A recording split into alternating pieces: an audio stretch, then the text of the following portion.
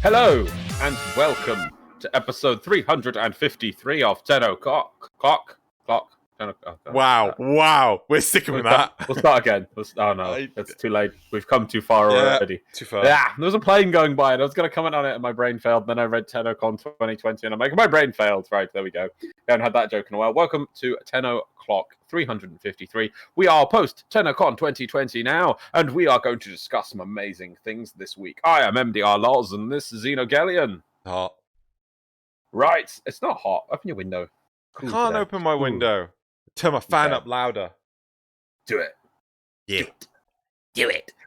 Right, so we are going to start as we do every week. This is probably going to be a little bit shorter episode this week, and we're just going to focus. No, it's not. What is it? No, that's why we're doing it like over a 2-hour window. Shouldn't be that long still. Should be rather short. It still should be short. There's not much to talk about. And we are going to talk about TennoCon and just do some cool stuff about that. Some good stuff. Good stuff, bit of discussion time. So we start every week, Xeno, with some emblems. Can I have some emblems on the screen, please? Yeah. There we are. Yeah. We are very happy as TennoCon is the premier time of the year to collect some emblems. We have some good ones. I went for this one just because I thought it was alright. It was that thing. But Xeno has found easily, hands down, a lovely one this week. Because on multiple reasons, based on what was revealed at TennoCon, here we have a wind-up robot. Pretty funny, looking kind of retro and classic. I think Xeno wins this one. Out of interest, right? Out of interest. You know when they were like the start of Tenno Live, and they're like, stay in a relay. Yeah. Right. How tempted. Like, I actually jumped some relays while like they were prepping stuff and things, and I was spending minutes in relays. How did you jump at all? No, because there was something with balls or something that was going on with the relays, and I wanted to see that, and then I left because I thought there was an update just beforehand or something. And then I got back in, and the relays I went to looked bugged and empty, and people saying things were happening. Nothing was happening in my relay, and I went, okay, I'm just going to stay here and wait, and just sat in it. So one thing that was really interesting for me, right?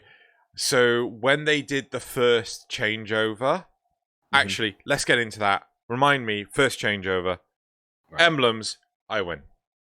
Yep, it's really cool. I love a little wind-up robot.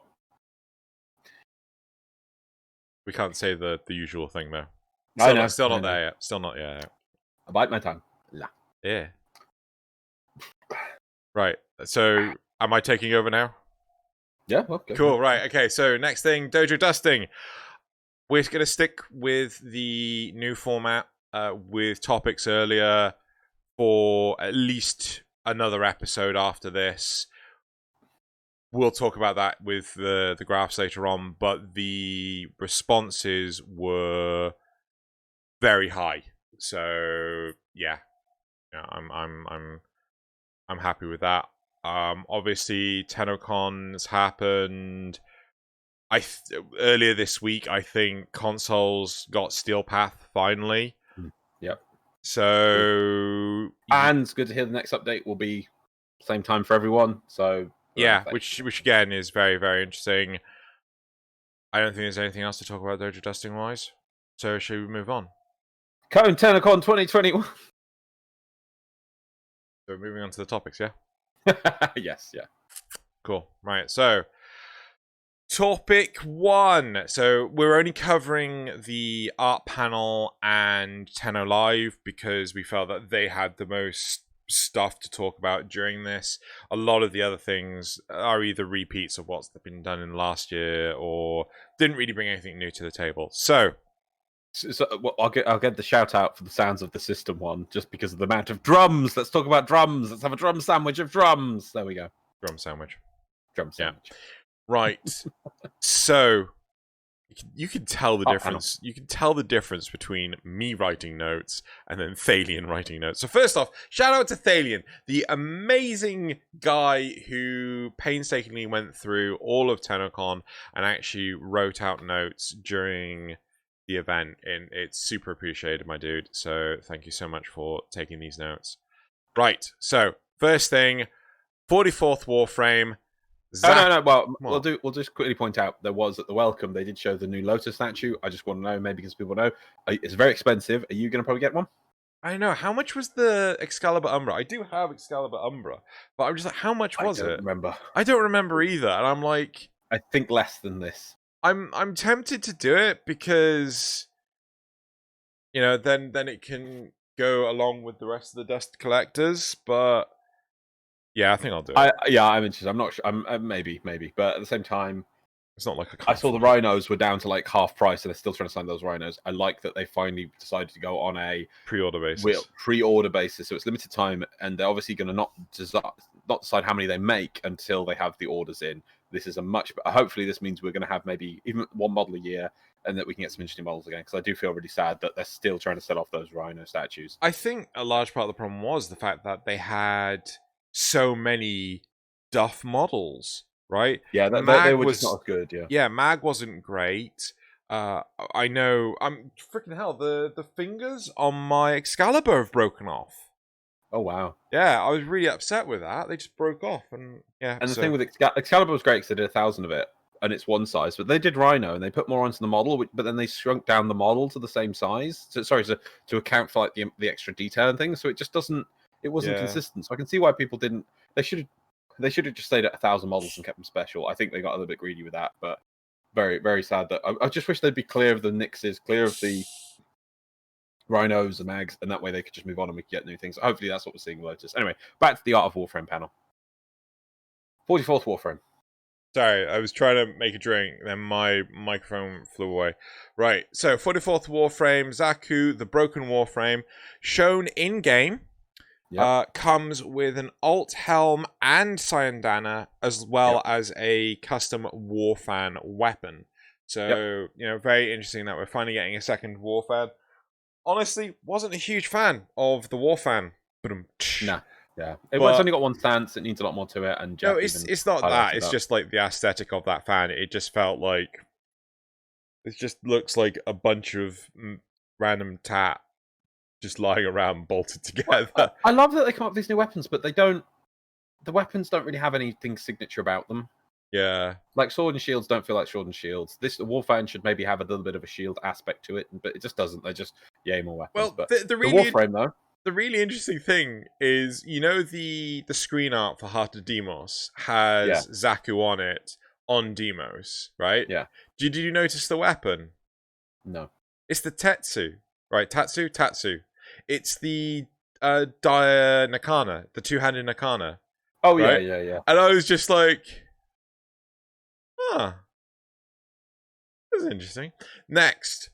The Alchemist concept. What was your feeling about Zaku, the Broken Warframe? I'm very interested. I am very, very interested. Yeah. I like him. I like it as well. It's really interesting.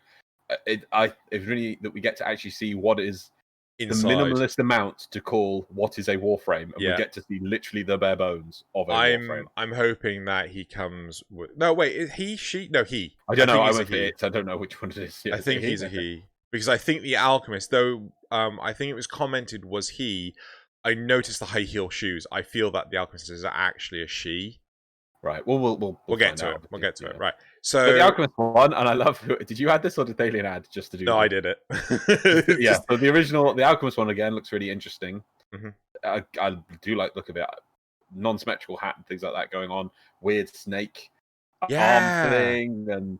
But at the same time, I did like that this looked very biomechanical, like Warframe. So one thing, very up for that. One thing that I honestly dislike, but I'm sure that they will address, the whole snake thing is like, where are these snakes coming from? I couldn't get a real good look at it, but it's like, is that just a normal Earth snake? Like, is that a real world snake, or is this more like a set in Warframe universe snake? Do you know what I mean? Yeah. So it like, obviously when they're making like any developer will tell you the last step of any product process is the name. So I don't know. I imagine that snake is just a. Oh, we can't be bothered to name this thing now. We'll do it later when it's done, you know. Yeah, we'll have to wait and see, I guess. I think I'm conveying what my concerns are, but anyway. Yeah. Moving on to the next one. Yeah, sure. Right, so the third Warframe concept. Oh yeah, the Wraith one. I like the basic idea from this. I thought it was amazing with the frontal armor sort of thing. Yeah. And then we saw the actual one that's probably going to be close to what's in game, and I was like, that just looks like Necros with an alt helm. Did we see it? Yeah, we did. Oh. It's in the it is in the link there. If you click the one in the link. Hold on. In the footage we've got there. That's the one on the far right. Oh. Now that's the one that's been updated because the concept was a few years old, and it literally I'm a bit disappointed now because that just looks like Necros with an alt helmet. Yeah, I'm not gonna lie, you're not wrong. The original one was really interesting. It looked like it had several layers to it of almost like armored piping carapace on the front, and it looked like a different thing of it. Now that just looks like, because obviously I know that they're trying to work within the realms of a video game, but then when you get things like Grendel, which just break the mold, literally, I was like, oh wow, this is going to be another one where they do that. And now you look at this, and I'm like, that could just be a Necros alt skin. I'm again, we'll have to wait to see it's in game because, for instance, just to point out how much a difference it makes from. Oh god, I gotta get the name right. Zaku, the Zaku alt helmet with the bun. I was like, oh, I don't know, I'm not gonna like that. And then I actually saw the in-game render of the real one where it's like more ethereal and things, and that went from, oh, I'm not gonna have some stupid man bun alt helmet to I want that alt helmet. That alt helmet is best. And I love that that's sometimes gonna happen. Obviously, it's been the other way around. I looked at was it the chorus? No, what was this? Is it Gara? No, what was that skin with the flower thing recently? Korra. Is it Korra? I saw that in game yesterday, and I still the original concept. I still don't like it. I do not think that achieved the original concept. Whereas this is the other way around, where the concept was like, okay, I see what you're getting at, and then it's gone better from becoming into things. So it is nice to see that. But as for this, what is it? The Wraith frame? Yeah, I'm just like, love the kaiju head. We don't know anything about the Wraith frame apart. Of course, we'll have to wait and see. So. Yeah, but it's supposed to be coming in 2020. Yeah, I'm just going to push X on my console to doubt because I'm a bit three Warframes by the end of the year. I think they can do it. I think they've been holding on to Zaku, the broken Warframe, for a while. Yeah, I mean that's good to go, and it's coming in the month. There's just 2 more by the end of the year, but I'm just like, one is basically concept art. One maybe is more complete, the Alchemist one. But my issue is where are we going to get the Alchemist and the Wraith? Is because obviously they're releasing a Warframe. It's got to have somewhere to obtain it, and that's what maybe we're going to have a big December content drop. I don't know. I'm not bad, but I don't know. Right, so Hydroid Deluxe skin. Do you want to talk about this now or in the next? No, it's just go. Cool, right. So Hydroid Deluxe skin update. Full model is complete. The coat is a customization option that can be equipped. Kraken and Tentacles have deluxe customizations too, which I don't think we see. The dirigible, I'm still calling it the dirigible. We saw the Kraken, we didn't see the Tentacles.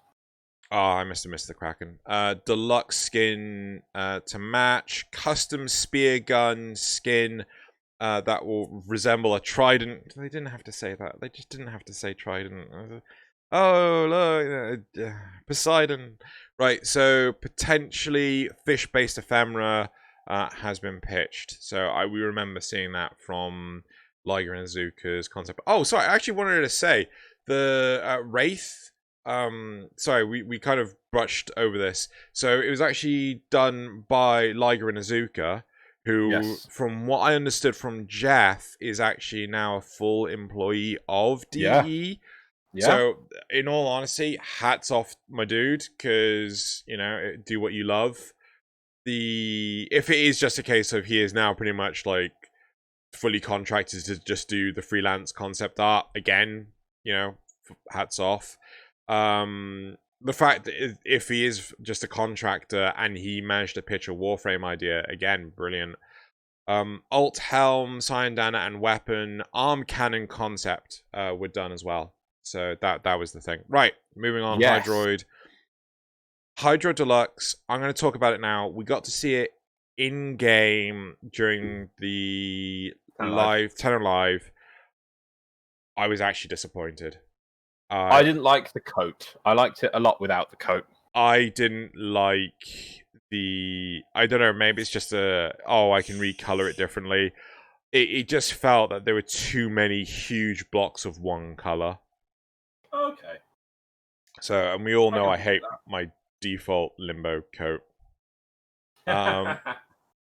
Right, so next, the Gara Deluxe, skin update, full model has been completed. I don't think we saw it beyond the concept art, though. Or unless that was the actual thing, but I thought that was concept art. The Gara one. Oh, Yeah. it was a bit... All the pointy. Oh, the colours. The colours were not great. I mean, maybe again, we'll see this one in game. The Zephyr Deluxe, though, I was more interested in.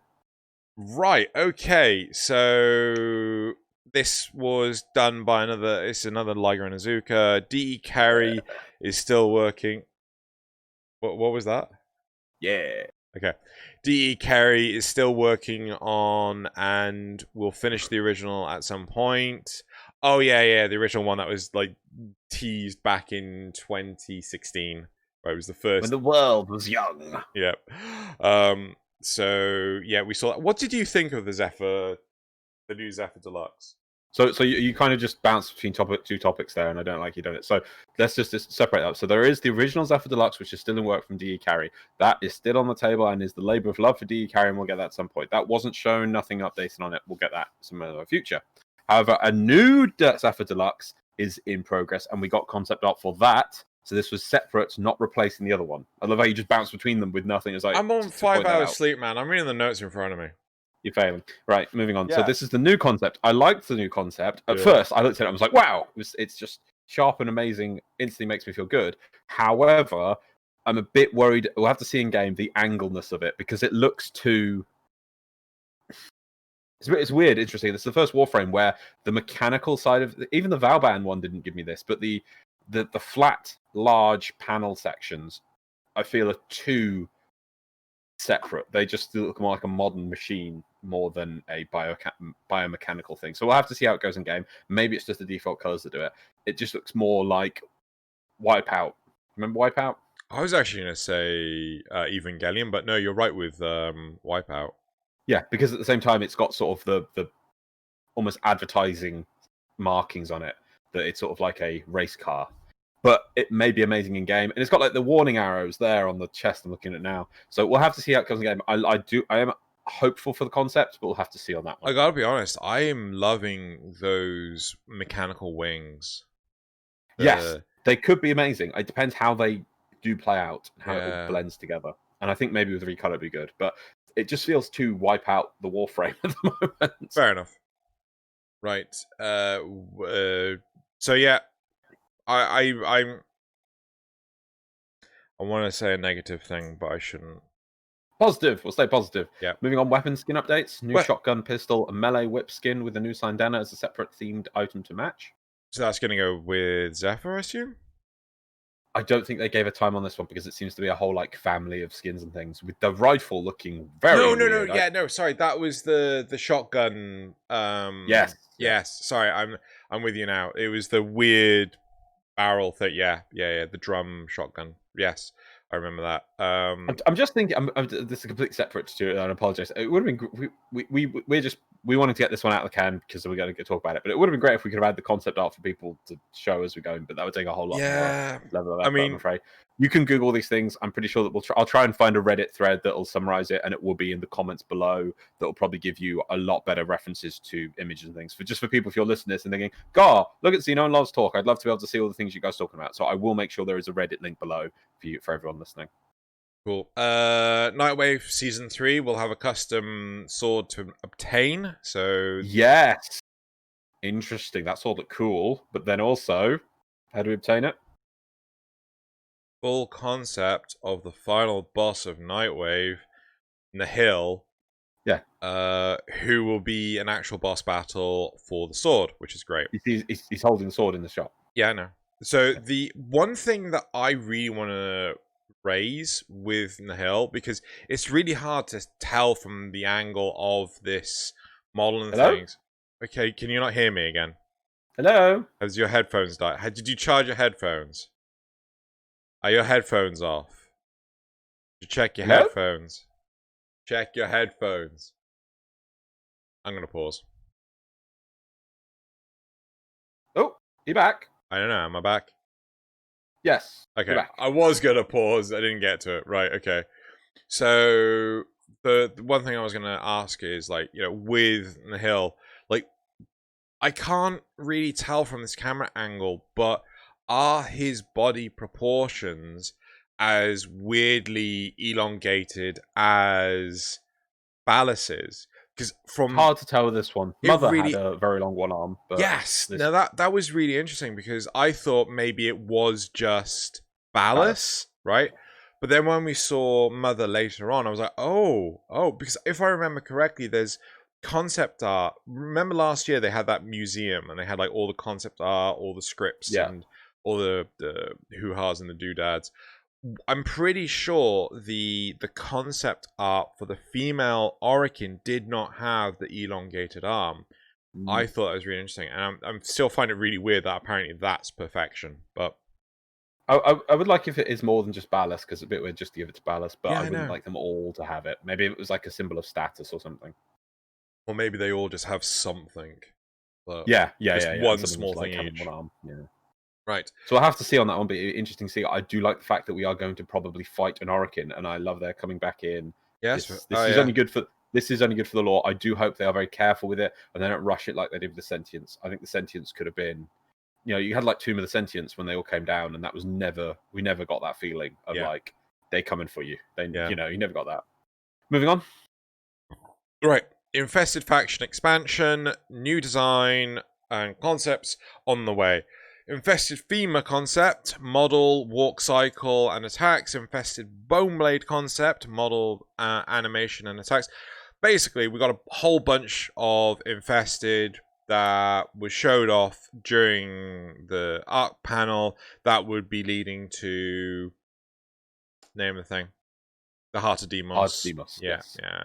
Now, I do like these infested. My only one issue is the Ashen, which is the one we saw in the trailer, which is the sort of centipede-esque thing. I think you are definitely more right on it. It is a centipede-esque thing.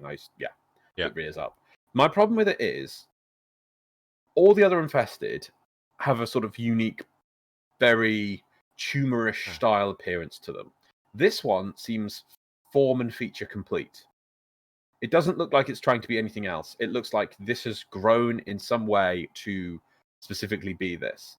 I've been mulling over it overnight while we were sleeping on this one. I don't know if obviously it makes it feel like the Heart of Demos gives the infested free reign, so some of them do get to grow into things like this. But this feels more like a set creature and less like a virus out of control.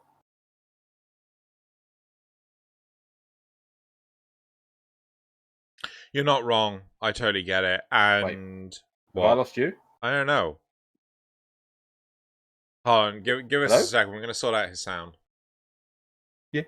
I mean, I can make it bigger. Right, we're back. Cool. Where the shit were we? Right, we're talking about the... I said about the one issued with the centipede. What right, did you hear what I said on it? Yeah, no. It feels like a completed creature, not a virus gone. Yes. Right. So, for me, I get what you're saying entirely. I don't know how you could take this at all from it. Is this just the Technocyte virus on its own evolving? Well, no, sorry, the infestation. Yeah, evolving on its own into actually pure infested. Yes. Yeah, that's what I mean. It could be that if that is what we're seeing, and that it's going beyond just reusing other biological material and actually making its forms as it intends to do, then that's fine. But then I'd like to see it developed. It just feels like to me they just wanted to make a cool infested millipede. I mean, the alternative is that this is actually a millipede-based creature, and the only infested element to it is literally the thing on the head. The rest of it isn't corrupted yet. But I don't like. Yeah, I see what you mean. Like it was a it seems weird. It just I don't know. This is really new, but I don't know. It feels too like I wouldn't expect that on a planet that is completely covered in infested shit. I mean, I compare it to the complete opposite, which is the infested femur. Which, I mean, obviously it's a video game, so you're going to see many of the same thing. But that thing just looks like a mass of flesh and bone, and it's like I love it. It looks like it's just been built of what it could, and obviously I know we're going to see loads of them, and it's like they've been mass produced. But that's just a video game for you. But at the same time, that thing is just the virus using what it can, not even sticking with the original structures that the body had. It's just this is what it's building. It just is going to do this, and it builds out from rather than starting with a clear form. The other thing doesn't even have a clear form. It's just a mess. It's just I love that. It's the opposite. And then also for the bone blade as well. It's like it took flesh and flipped it on its back and shoots out the spine. Like that's not how the direction of spine should go. But the Infestor doesn't care. It's reusing the flesh. The only similar thing I could argue with the Ashen is the Ancients. The Ancients have a really completed form compared to everything else. But I still argue that you can distinctly tell that that's infested compared to this. But the Ancients, you mean the base Ancients, yeah? Yeah, the base Ancients. Was there a, they look like... Yeah, there's the other ones are designed as Ancients, like the Brood Mothery one and the... Oh, hang on. Your phone call. It's weird. Do you want to pause? Cool. Another brief interruption. So back to it. We don't even know what the hell we were saying. It's been a number of minutes. We're just going to go straight into the Infested Arm Cannon. Oh no, there were a few, weren't there? There was the Infested Claws. Oh no, wait, what? Wasn't I talking about the Ancients? And I was you saying about the Ancients that my last point was going to be. Yeah. Yeah, let's move on to the Infested Arm Cannon. Right. Have you got the other arm cannon yet? Yeah. The Shendu. Yeah, okay. The Shedu. Good job. How do you not have it? I just was so unlucky in Scarlet Spear. I think nothing dropped ever in Scarlet Spear. I wasn't saying I did the most Scarlet Spear, but I did a decent amount. I did not get one bit. But we did it an insane amount of times. Yep. Were you there all the times we did it? Not all the times, but I was there for a lot. I did a lot of it, and still just didn't. Oh man, things didn't drop for me. I can't remember. Could they Infested Arm Cannon. Yeah, okay. So I couldn't remember if they dropped in space. Right, so first off, Infested Claws. I like the asymmetry of this, right? So it was like, one of them had the sort of Venka claws, like the Wolverine claws, and then one of them was just like this really long claw, which I just really like. And it looked like that this was a reach weapon, which, again, interests me. Now that I'm having to get into weapons, like, how do you play a game? Right, so... next, Infested Arm Cannon. To me, this is what an arm cannon should look like, right? Yeah. This huge. It's hard to say again. I do hope the perspective isn't being ruined on this. It looks huge, and I want it to be huge, and I hope it is huge. They did say during the stream that this thing is massive. Like it feels big and heavy. And can you not hear me again? Are you for real? God, this is gonna drive me insane. Yeah, Hello? It was my internet. My internet just randomly dipped. Can you hear me? Yeah, I can get you back now. I said huge arm cannon. Yeah, I'm gonna swap us. There we go. I'm watching my packet loss, and I haven't been losing packets the whole time. It just like it looks perfectly fine, and then my internet just goes red, green, and then it's back to normal. Right, and it takes a few seconds to catch up. Yeah, that's the kind of thing I used to get when I used my normal connection. Fuck knows. Right, so they said during the stream, big, heavy arm cannon, looks chunky, feels chunky. Honestly, this is what the Shadow kind of... I felt the Shadow should have been on this scale, right? Yeah. At least from this perspective. But it, like... I mean, I gotta say, the Shadow is probably about, like, half the size and probably about a quarter of the mass. So like it'd be great. I would love if they took it and they took the Shadow and they gave us the Evolution Arm Cannon that became the base version and you build onto the Shadow. Yeah. That's what it needs. That's really what it needs. Oh, I would love that, but yeah, we'll never get it. Cool. Anyway, moving on. What else do we have? Syndanas, lovely. Yeah, Syndanas. Right. Kubros and Kavats. No, we infested Oh wait, sorry. Yes, Kuberos and Cavats. The one I wanted to talk about was the one after. Sorry, my bad. Yeah, Kuberos and Cavats. Really? I thought you would have complained about this Kavat one. Yeah, well, I mean, we're watching the stream. I'm like, infested Kubos. I'm like, okay, we have the helmet. Oh, but there's these other ones. I'm like, okay, a new strain of infested, maybe. Okay, we'll see how that plays out. Yeah, and then somebody was saying like, oh, what if the infested Kavats? And then Xeno chimes up with, if you know the law, there can't be infested Kavats. They eat infestation. And they're immune. And then the to next thing is, here's an infested Kavat. And we're like, what the fuck are you doing? What the frick are you doing? You're ruining my love.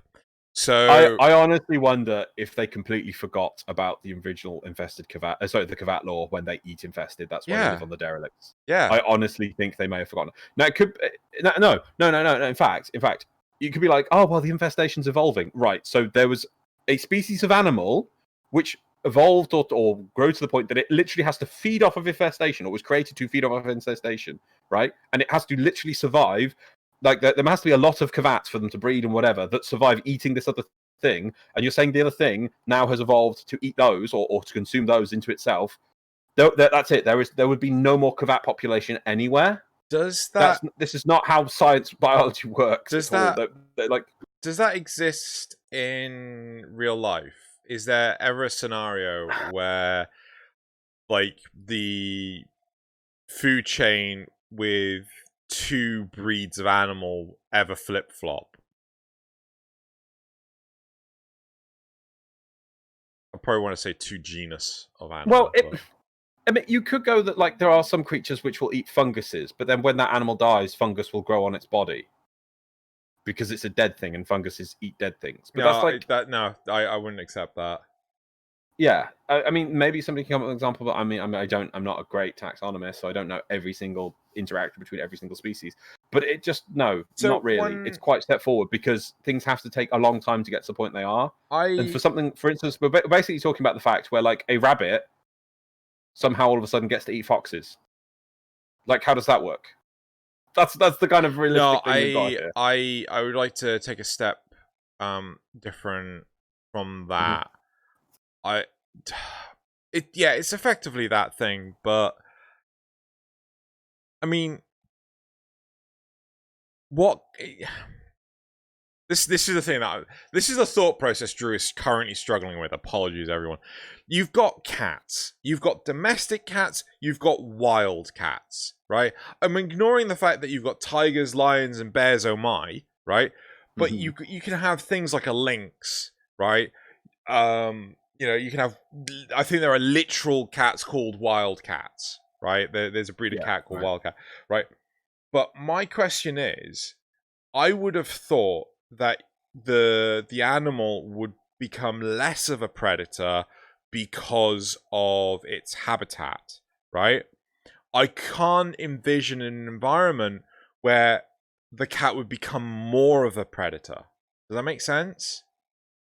What do you mean by more or less of a predator? So like, for example, say dogs eat cats, right? So there's wild dogs that will kill and eat cats, right? So they would prey on the domestic cat.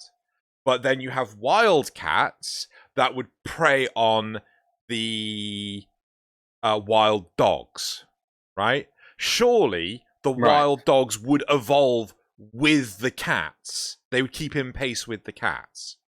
No, it doesn't. No? It doesn't work like that at all. No. So you're trying to work on this has to link to this thing. It's the population of the dogs would be limited by the amount of cats, and if they predate the basic cat, if they ate too many of the basic cats, their population shrinks because there's not enough to feed them. It's intrinsically linked. For if there was then a super predator above the dog that was predating on the dogs, unless it was no. My point is, like, I just cannot envision a scenario where the cat would just evolve into the predator of its original predator. Right? The cat would evolve. It would go from the prey of a species to become its predator. It would have to be literally you would have to have an environmental change which debilitates the original predator. But then this then would not become stable because that predator, if the prey has swapped around from being, if the cat has stopped being the prey of the dog and becomes the predator of the dog, what is the dog going to eat? So that the dog population will disappear instantly, and then the cat will have to eat something else. So the dog doesn't exist anymore. Yeah. So that's what I'm saying. Like if the infestation can now eat the Kavats, what are the Kavats going to eat? Because they can't, because they get infested, and that means the Kavats would just disappear as a species. The only thing their prey source is gone. The only thing I can think of is there then has to be a completely different isolated food chain. So like the current Kavats still exist in these odd derelict environments that maybe orbit Deimos, and there's regular infested there, but then on Deimos itself you actually have it the other way around, where the infested has managed to take over the Kavats and become wolf Kavats. It does look like a bloody wolf. It's got too much of a snout. Yeah, it looks so like a wolf. It's the most dog of the cats make best dog. Best dog. That's what I said. Yeah, that's what I said. I'm trying to see if I can find a picture of it now. No, I put it in the thing. Really? Yeah, I took a screenshot of the infested Kavat. Oh yeah, good. Okay, there we are. That's what I want. Yeah, let me just have a quick look at this. Sometimes my brain work where it looks so infested. Looks more infested than the millipede, but that's a dog. That is just such a dog. This is my. Is it your end? No, I think it's my end. It went yellow for a sec. Oh, okay. Is it your end? Why are we having these issues? Everyone, petition Birmingham City Council so I can actually have fiber internet. I think that one was me. Sorry, and back to the infested Kavat. Now, it could be that they're just right. I've just thought about this on the fly. Infested. It could be that this thing is just a new Kavat that is still a Kavat, but is different because it feeds on different infested. But it has the body proportions of a fucking dog. I know. I'm sorry. I bet bottom dollar, right? This was introduced as a variation of dog, and they thought, do you reckon we can slap this on the Kavat? They're like, yeah, let's do it. We'll have to see. Yeah, it just does not look like a Kavat. I mean, it's got a fluffy wolf tail. Exactly. I honestly think they completely forgot the Kavat lore, and we're like, oh yeah, we'll infest the Kubro. Here's a new infested Kubro. Oh yeah, we should do the Kavats as well. Yeah, let's do a Kavat. And then like they forget their own lore. I think. Anyway, let's move on to the domestic drone. Yeah. How do you feel? I don't care about domestic drones. They're just like they're floofs to me. In all honesty, I am more interested. Like I want to see them. Here's the thing: I want to see them in the world. That's fine. Not just on the ship. I want to see smaller infested. That is really cool. I think that. Again? Oh God! For the love of fucking.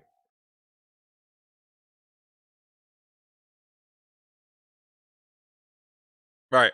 God, so many interruptions with this bloody episode. Sorry, everyone. Keep composure. Right. I'm actually liking this thing more than the Corpus domestic drone. I mean, the Corpus having the domestic drones makes sense. Us having the domestic drones feels like... I'd rather see this thing crawling around my Lisette because of the helminth room. Yes! Rather than the domestic drone, because it just like, well, it's not like there's cat shit. Can I have a roller already? When do I get my roller? I want my roller. Oh, damn it! I'll play Pat for rollers. I, in all honesty, I do like this thing. This weird manta ray kind of looking. This actually reminds me so much of the drone from StarCraft, the Zerg drone. Yeah, aesthetically, I'm actually on board for this thing. So it fleshes out the infested really well, and I hope we see it on tile sets and things because it just feels good. It looks like in Tyranids as well, because there's obviously comparison. There's like Rippers, I think they're called. They're like hordes of these things, and this thing kind of looks good. I mean, by itself, it seems quite innocent, but could you imagine thousands of these things? Oh God. Yeah, just a wave of consuming Maws. It could work. It's really good. I love the little model. It's really cool. His little legs moving. I love it. I actually might buy some, put some in my ship. Zerg Rush. Yep. Cool. Right, moving on. Yep. So I think we're done for the art panel. Mm-hmm. I am quite impressed overall. I'm very interested in the Warframes. I think they can do it. I'm putting faith in the fact that they can do it. But like that Hydroid Deluxe, maybe it requires me to actually paint him myself, but too many flat solid colors. Yeah. But yeah, I'm certainly looking forward to some of the stuff they showed off in there. Right, so moving on to topic 2. Nope, that's the graphs, you idiot. Topic 2. Tenno Live Digital Edition. Well, before we do that, we also had, there was the Tenno Community Art Show, which was cool. They showed loads of art, and we basically sat there going, we've had that one on, we've had that one on, yeah. That was great fun. So then there was the Tenno Trivia, where... Yeah, go on, say it. Xeno cost us all the points. Fuck off. Every time Xeno was like, oh, I'm sure it's this, guys, it's this. That's a Nova. It's Nova, guys. It's Nova. I'm the best ever. It's fucking Protea. His Protea. Oh fuck! And the Lotus quote really threw us, and Xeno was like, "It's got to be the Void. It's got to be the Void, guys. It's the Void. It's the fucking Void. I hit them in the second dream. That doesn't even grammatically make sense."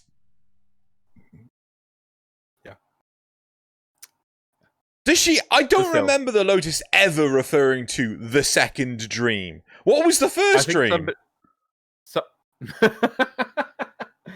There was a comment about the second dream somewhere in there, but I do remember somebody saying it's a comment after the actual quest or something. So who knows? But yeah. But anyway. But you fucking Google. You bloody went on the wiki and you couldn't fucking find it. I couldn't find it in the actual script for the quest. Yes, I think it's after the quest or something. But fucking still. robbed. Anyway. I think I got like a score of, I was in the top 5,000 or 6,000, but I didn't like how that was only the next bracket was the top 1,000. It was like play the game and top 1,000. It's like, 100,000 people plus are going to vote this. There really should have been more brackets. Well, I think there was like 300,000 because it also included the people that signed up to it but didn't actually play. It's hilarious because as soon as you got a negative number, your score. Yeah, no, there was 200,000 people, wasn't there? On the channel there was 300,000 too. No, but the rank is like 220,000, right? Wow. Because I remember Hydroxate getting in the negative. But yeah, the second you got a negative number, like you shot into the thousand, hundreds of thousands. Yeah. Right? It's like because there were people that just weren't doing it, right? Cool. So yeah, apparently don't ever take me to a pub quiz. I hate pub quizzes anyway. I hate pub quizzes, but basically it was really funny that anytime Xeno was like, I'm absolutely sure, guys, it's definitely this, he was always wrong. Every time. There wasn't one when he was right. Don't mean to be a big dig, but it was. I got what? Only time I spoke up was the Informer event, and I was like, oh yeah, I'm definitely the Informer event. Everything you said, I was like, yep, I'm trusting Loz. 100% trusting Loz. If Loz is wrong, it's now Nazist's fault. Well, no, I only spoke up, I think, for 2 questions. That was one of them, and it was like, yeah, I know it's this one, and it was right, and I'm like, yep, boss. But anyway, let's move on. Let's move on to the big thing of the show, which was Tenno Live, the digital edition 2020. Actually, no. On the trivia thing, that last question, fuck that last question. That was sneaky. Did you actually click on Heart of Deimos, or did you click on one of the wrong ones? I clicked on the right one, but by then I was like, I looked at it and was like, oh, they're all the right one. And I spotted Heat. I went, wait. Brain was like, no, maybe it's just that one that's wrong. So wait a minute, check the other 3. Oh, the spelling, right? Double check the spelling. Bam. So one thing I noticed is that so I watched like Daniel the Demon reacting to his Arkwing thing, right? Yeah. And his answers were in a different order from mine, right? So I imagine people that had the top left as Heat of Deimos, right, would have had a much better chance of actually not fucking that up. than people that actually had Heart of Deimos spelt slightly wrong. Yeah. Which was what mine was. But that's interesting. It's such a cheeky thing to do, because heat you will spot because there's not enough letters. Yeah. But our brains are designed to look, and it's in terms of this. When they look at a word, they actually look at the first letter and the last letter and the length of the word to work out what it is. So all those ones where it was just swapping the I and the E round, or the I to after the O, I think it was like after the M. Yeah. Your brain is not set up to pick those up very easily. Yeah. Your brain just at a glance would have been like, yeah, they're all Deimos. Because it's not, you have to literally go, oh, wait, there's a mistake there. You know, at a glance like that, you would have thought they're all Deimos. And obviously that got a lot of people. Really clever play by Megan, I think. I loved it. It was, if I did the spot heat, I would have been like, I can click any of them. Oh, no! Yeah. I think you should have been able to, like, click off and then click on the right answer, like, to change your mind, but you would have not got the same score. You'd have gotten the score. You could, so your score pauses until it's complete, but if you want to swap, you swap, but then your score now puts that to the score. new time point. Yeah. That would have been fun. Fucking. Anyway, that's it. Let's move on to the big show. Come on, big show, big time. Right. So, Devstream dusting prize packs was. Yep, we did that. So they doled out like all the prizes immediately. The new player experience trailer that was previewed at the last TennoCon is now going to release with Heart of Deimos. They previewed screenshots taken in game of the opening mission. There's supposedly an adjusted Vor starter fight, new parkour teaching methods, and new starting weapons. I am interested to see what they do with this. Yes. The biggest concern for me is how much of the quest will be like revisited, like the quest tiles will be revisited in other parts of the game, right? So obviously we saw rooms that otherwise we wouldn't really see. So the whole, some of them were like the insides of Orokin towers and things, which I loved, and like they're full of like trees and foliage and all sorts of shit. I loved that, but are we going to now see those tiles introduced into the Earth tile set? Yes. That's what I thought was really interesting. Because when they said... Go on. That it's going to be... When he said that they're redoing the boss fight for Vor, I instantly clicked that I don't think this is... I thought this was going to be a complete revamp of the I think this is the system. first boss fight. You're still in that starting mission. I think this... Yeah, I think this is more Vor's Prize 2.0, not a completely redone thing. Yeah. Because... And that's what gets me. And I hope that they are adding to the Earth tile set, as you say, at the same time. But I think this is more... Not. I was hoping this is going to be a complete redo, but I don't think it is. Ooh. Did you spot in the Earth... What? Sorry, keep going. Did you spot in the Earth... the one of the screenshots that where Excalibur is standing up and you've got Volt and Mag kneeling. Yeah. That Excalibur still had the Ascaris bolt on. Yes, exactly. That's why I feel this is going to be Vor's Prize 2.0. It's going to swap Vor. It redoes the tile. My hope was, though, it was going to be more, when they redid this, it was going to sort of lead you into the planes better. Yeah. I'm not sure if it's going to do that now, though. I don't think it is. I hope it does, but I'm not sure it is. Yeah, I don't think it is. So and that's going to be disappointing, but I hope it, I don't know. Well, maybe it will. Maybe it will actually... no, actually, I'm going to take it back. Hopefully, I'm going to hope that the starting quest of Vor's Prize will actually send you on the planes for a quest step, at least one quest step. That would be good. I think that's what I'm going to hope for. Very small, but I hope that was what it'll do. Yeah. I think so. In the cinematic video, there's like a flaming village, right? In the background when I don't know who that is. People say that it's a Tenno. I question if it is a Tenno. Maybe it is a Tenno. Maybe it is you. Maybe you make your Tenno. I don't know. But there was a flaming village. I would like to visit said village, right?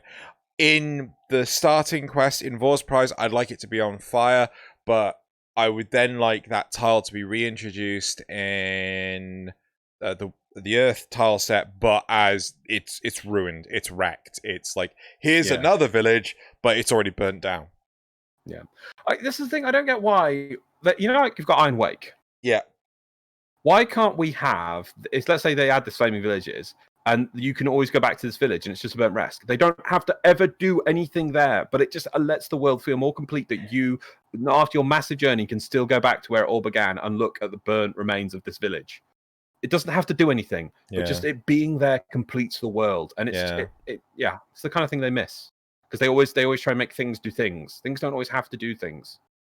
I remember when we found I remember when we found the Grineer like sleeping quarters. Good times. Yeah, which is actually only ever used as a dead end tile point on a lot of the Asteroid and Grineer Galleon tile sets. It's literally just this that never leads to another tile. It's just a dead end. Yeah. I love it. Absolutely love it. It's also, I think they're also used for the coolant systems as well. Like they're used at the end with a coolant system. Oh, you mean on some sabotage missions? It can be one of the points where there's a console. Yeah, that's fine. I think so. Right. Okay, moving on. Let's move on. Hydroid Prime trailer finally aired. I actually wonder how many of the team knew that Jeff had done this. I don't think Steve was surprised. I think Steve was well aware that it was happening. Reb genuinely looked surprised. I think Sheldon may have put a fake surprise on. Yeah, because obviously originally we thought we're definitely getting the trailer because they're giving out Hydroid Prime, but the reason actually that you could easily this team could have known but it's because we're actually revealing Hydroid Premium, and that will get people to Deluxe, wanting it because they'll have the Prime and they'll get the Deluxe. Yeah, so that would be an equal. You could tell that to staff and they believe it. Yeah. Whereas we didn't even know about it, and we thought, it's got to be the trailers coming, but obviously it was both. So. Oh no, I completely 100% jokingly said it during the last Arbiters. Like I was doing Arbiters. It's like, how do you feel about getting a free Hydroid Prime? And I just blurted out randomly Hydroid Prime trailer, and we just rolled with it. It's like, we definitely get. Right. I'm really looking forward to my free Hydroid Prime trailer. I'm like, it's like, no, I said Hydroid Prime, not trailer. Well, that's stupid. I already have Hydroid Prime on a trailer. I like the trailer, but at the same time, I don't get what took so long. Maybe it's just they were just busy doing other things. No, if memory serves, it was the lines, it was the dialogue. It just if memory served, it was 100% wait on Steve to do things. But I think they redid the whole thing to be on Plains of Eidolon because I think Hydroid Prime came out way before Plains of Eidolon.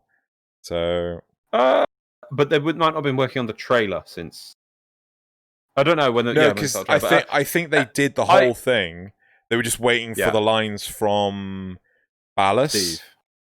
Yeah, but Steve hadn't given the lines over yet, so yeah. Right. Okay.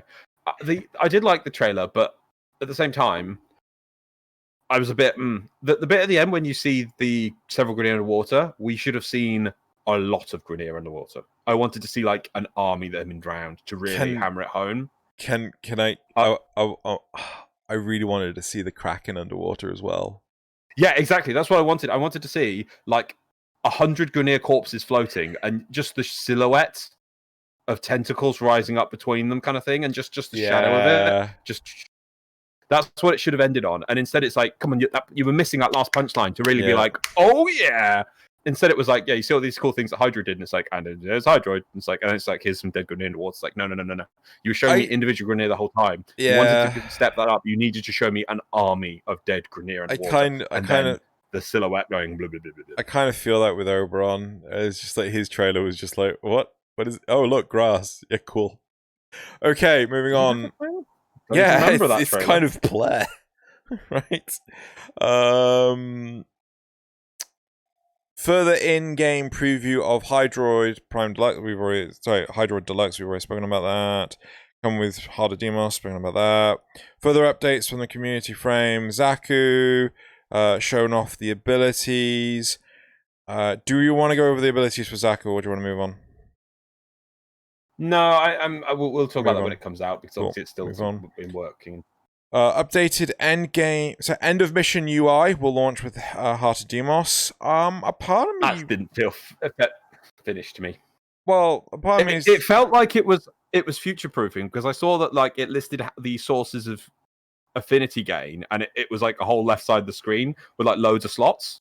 I was like, I missed that. We're expanding the game, are we? Oh, I missed that entirely. They could, yeah. So you know, at the moment where it puts at the top, and it was always originally designed to be Warframe primary, secondary, melee, Arc thing, and obviously then there's like amp, arc gun when not in arc mission, and it's like it just kind of this is kind of like a whole section. Oh, sorry, then K drive, put that in there. Oh, what about your sentinel weapon? You know, it's like so. This was a UI which like look at all the space we've got, and you can just fill that out with more things as time goes by. I'm sure that'll fill up. I think it might be more future-proofing. But yeah. Right. But I thought it was all right, but still got to see it. The Helminth room update. This is a wall of text. Still love you, Thalion. The Helminth room will now update to take over the entire... Sorry, Helminth. The Helminth room will now take... Basically, the Helminth infestation will take over the entire room. Do you want me to read it? The medical bed has transformed into a salivating mouth. The Helminth chair will now be able to replace one of your abilities with a pre-selected set of abilities. These will replace regular abilities for a specific frame.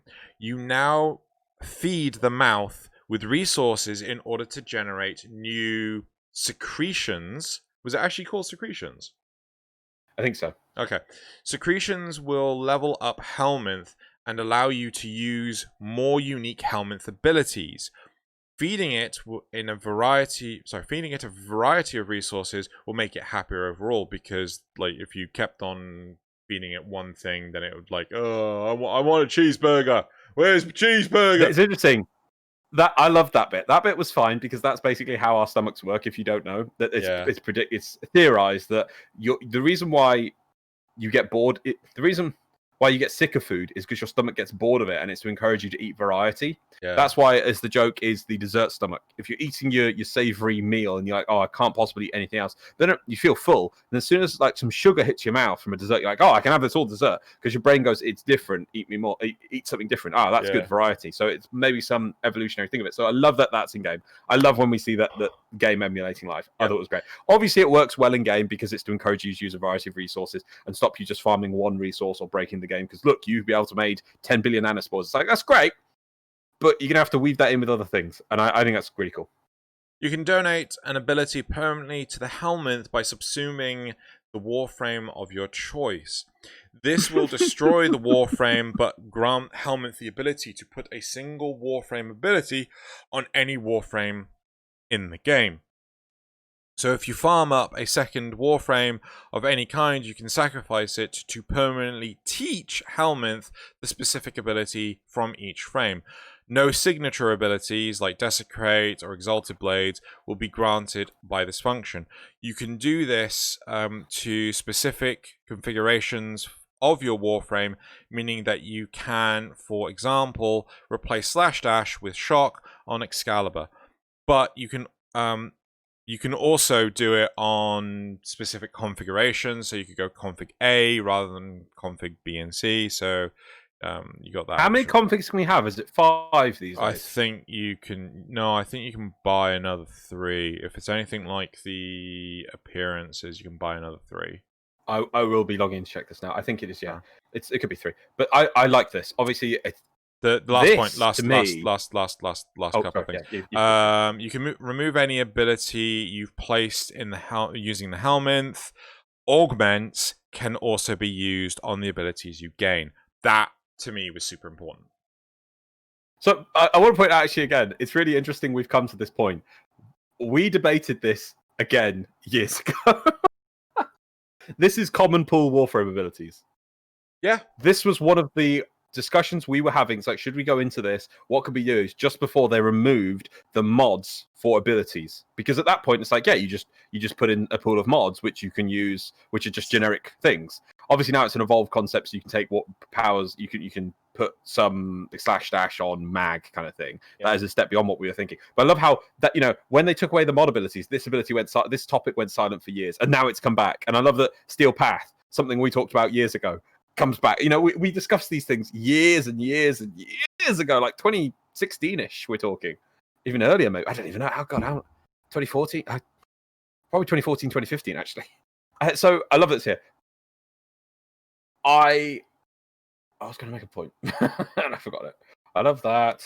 What we were saying about permanently teach. Oh, yeah, sorry. I love the way that this feels like quite a feature-complete concept as well. Instead of, maybe there will still be some changes to it after the point, but I feel like a lot of the teething issues have already been realized. Being able to put it on certain builds and not others is going to be an issue that would have come out later, because that way, if you think about it, okay, I get a mag, I sacrifice a mag, I sacrifice a chrome, I sacrifice a harrow, I put all these abilities in the pool, right? But if I really want to play around with making for me, Excalibur as unique as possible, I'm still gonna need, if you can only apply it to one at a time, I'm gonna need like 7 Excaliburs. This is my Excalibur plus Hydroid. This is my Excalibur plus Mirage. So this way you don't need to have 10 primes. You only need a handful. Unless you really want to go crazy. I am. You know what I mean? Yeah, no, I'm really interested in this.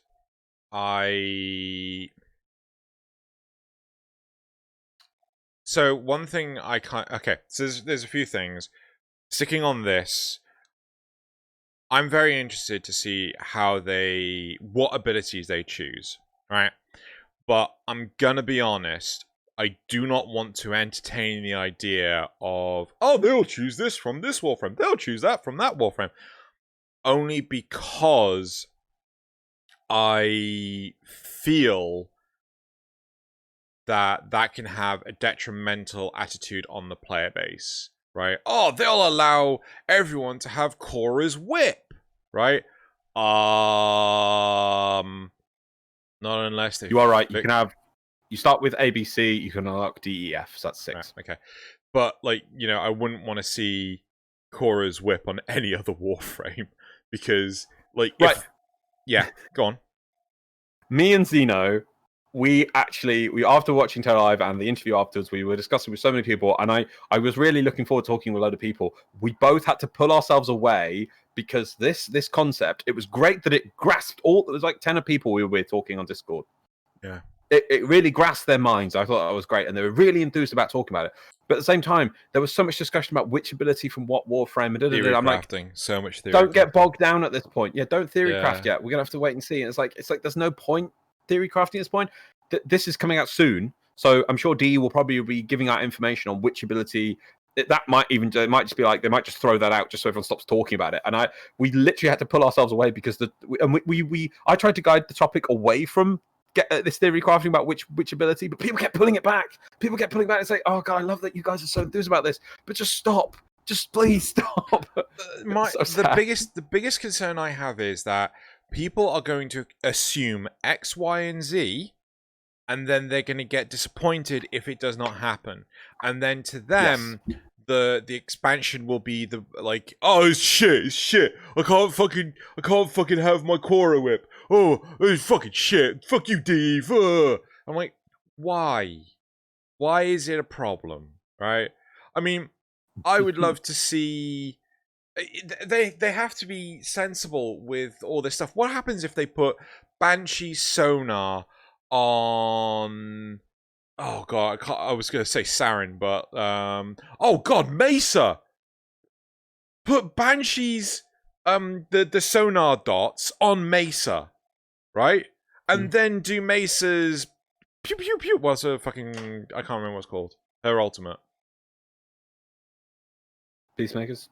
Is that what it's called? Peacemakers? Shooting gallery? I don't know. Fuck it. Right.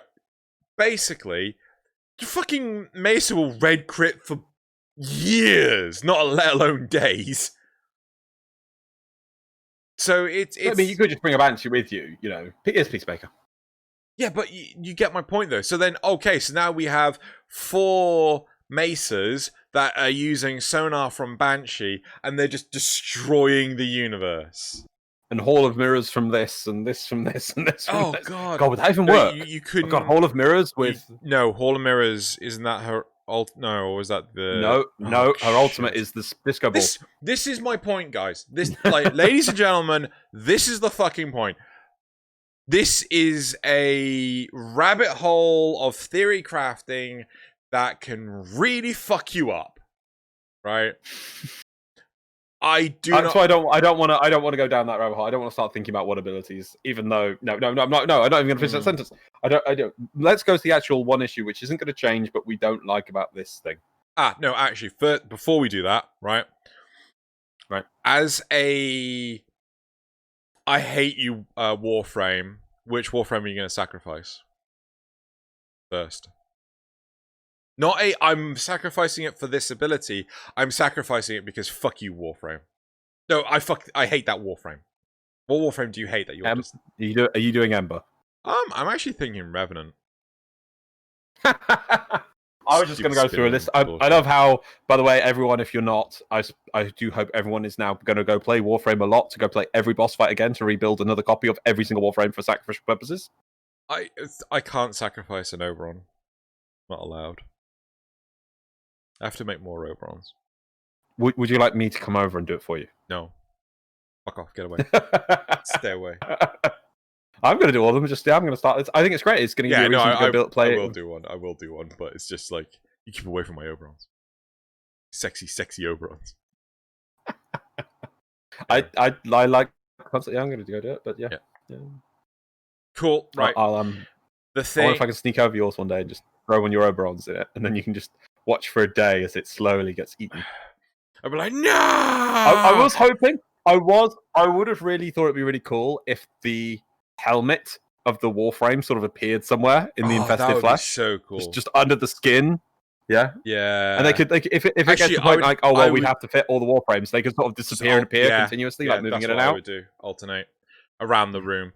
Okay, so the thing we don't like.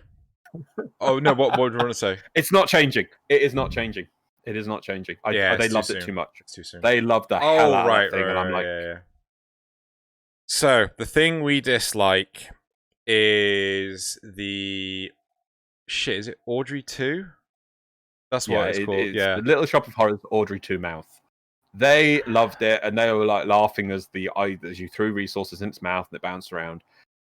It just felt silly to me. I like the concept of the feeding the Helminth. Yeah. Just giving it a mouth is just stupid. Giving it just that mouth, so bad. Giving it that specific mouth. Like if it was like it had like sharp pointy teeth, maybe like if memory serves, shark's teeth, they're like all over the place. They don't necessarily form like a uniform line like ours do. Like again, that would have been cool. If it had like multiple mandibles, again, that would be cool. If it had... Have you seen the Halo Gravemind? No. CG, the redone. Right. Let me just... I'll have to show it to you later, but like, it is horrific. It looks... So, we're gonna watch it again together afterwards. And obviously they redid it for all the CG things for the redo of Halo. That thing is exactly the same. It's like a mouth for the equivalent of their infested. It's the Flood, but it's got like teeth, but then it's fleshy, but it's dangly. It is horrific, and it feels unique. I do wonder if there's kind of a psychological element to this, because they like... as weird as it sounds, people do not like horror movies. People have a weird aversion to horror movies. I don't like being scared. Well, that's the whole point of a horror movie, is to experience something different from life. If you don't like being scared, then you're only experiencing the good shit. I'm wondering if, again, part of the reason why Audrey 2 is in the Helminth room is because of this. We need to tame the fear factor, so to speak. People won't like to use the system if it creeps them out. Does that make sense? I get what you mean. So yeah, it's to alleviate make it not stressful going on. Yeah, but Yeah, I get what you mean, but at the same time, people also like the scariness of people get off on not to get off. It's disgusting. People get excited by horror movies. There is a release of endorphins from being But a scared lot of that people people don't. enjoy. A lot of people don't like horror movies. That's my point. A lot of people like. I'm happy to watch a horror movie to be scared, right? Actually, I've just also while I was here, I found the original Halo 2 version, like on the Xbox of the Gravemind, and obviously it looks like a bit outdated, but at the same time, it's still unique and it's not that quite that horrific. Yeah, as in you're saying like horror-wise, but it at least looks like weird. An expansion of the Flood for Halo is in a mouth and things. The thing, whereas this literally is Little Shop of Horrors. The thing I would have really liked is, did you ever watch the movie Tremors? Yeah.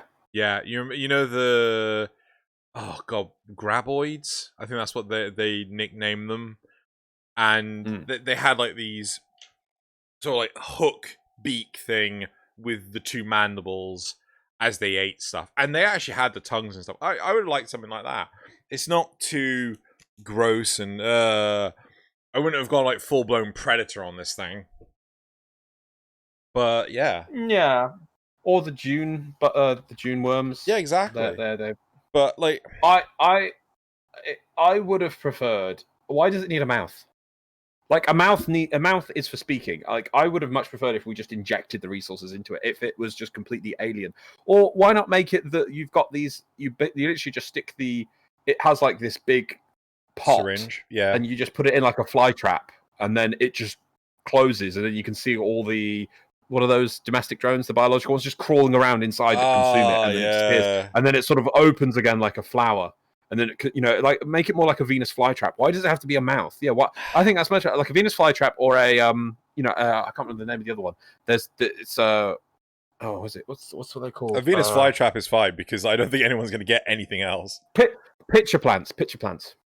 They're the ones with the sort of lip that things fall into. Yeah. Yeah, so, and I much prefer that more like a plant motif rather than a mouth. Yeah. It would have felt more disjointed. A mouth makes it feel like there is a thing there that talks. And I know that Helmet does talk, but I thought it was more talks in your mind because it's disjointed. Yeah. It augments flesh. It doesn't have the flesh of its own. It doesn't have a mouth. It shouldn't have a mouth. It just I don't know. Maybe they'll do a cosmetic change because, like, in all honesty, we should do that as a card. Can we remember to do that? No, we'll as a card. How do you feel about because they were.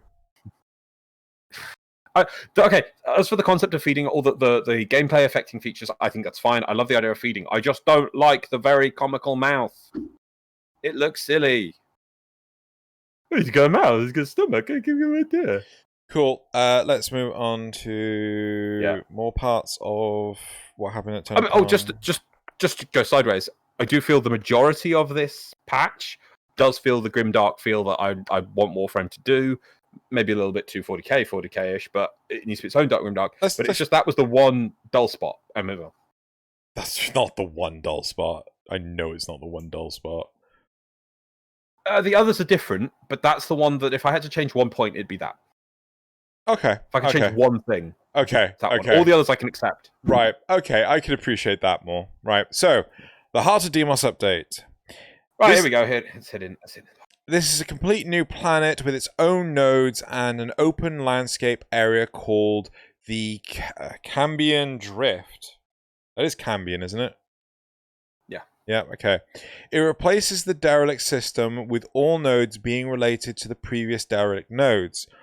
NPC faction appears to be the Cephalons stored in little hover bodies. This may be Thalian's take on it. I don't remember them saying that. What NPC faction, can you see where I'm highlighting? Appears to be Cephalon stored in little hover bodies. They did say something about that. There was like a Cephalon and a soul or something. They did say it was a combination. Okay, I missed that. Yeah. The two we met were no, keep going. Otak and Lloyd. Yep. And shared a shell. Conversation mentions the Grey Strain. The Grey Strain enemies are the unique types shown off in the art panel. The new enemies. DE previewed this with a full interactive Tenno Relay section. I freaking love that. That honestly... Great idea, but I felt the execution was a bit poor because it'd be like, first of all, mine was mostly delayed when my relay actually got to see it compared to where the stream was. Yeah. But also, it was kind of like, look at this cool thing we're showing on this trailer, and you guys get to experience it. So you're kind of like trying to... I mean, I have 2 monitors, so I can do 2 things at once. But for other people, like, oh, let me alt-tab off the thing to go look at the thing. And then but the stream would go off and do something. So you'd have to quickly go back to the stream instead of going, oh, look at that cool thing, look at the detail. So I just, I've actually just put a card down. You'll probably take it away, which is how many monitors do you run? But no, we spoke to Joey. We spoke to Joey after the stream, and because he was streaming, and he was adding his own commentary and stuff. But then his audience would ask him to swap to Warframe footage, but he only had 2 monitors. One monitor is typically for the stream itself. Like, I'm looking up on my top monitor, which has OBS, but then he had the other monitor to watch the dev stream. He didn't have a third monitor to check out what the hell Warframe was doing. And he was having to juggle around his room and all sorts of mental. Me, on the other hand, I was just like, yeah, fine. I've got a stream here, I've got Warframe here, I've got my web browser here, and I've got Discord here. It's I recognize that's a luxury to have 4 monitors. Sherpa with his 6. I love the concept, but it was hard because you should have 9. But because there's also the people who are literally just watching the stream and nothing else, they're not in game, and they just want the stream to get on with it. But then other people, so it was like, I love the idea. I'm not sure if the execution was as solid as it could have been. Agreed. Right.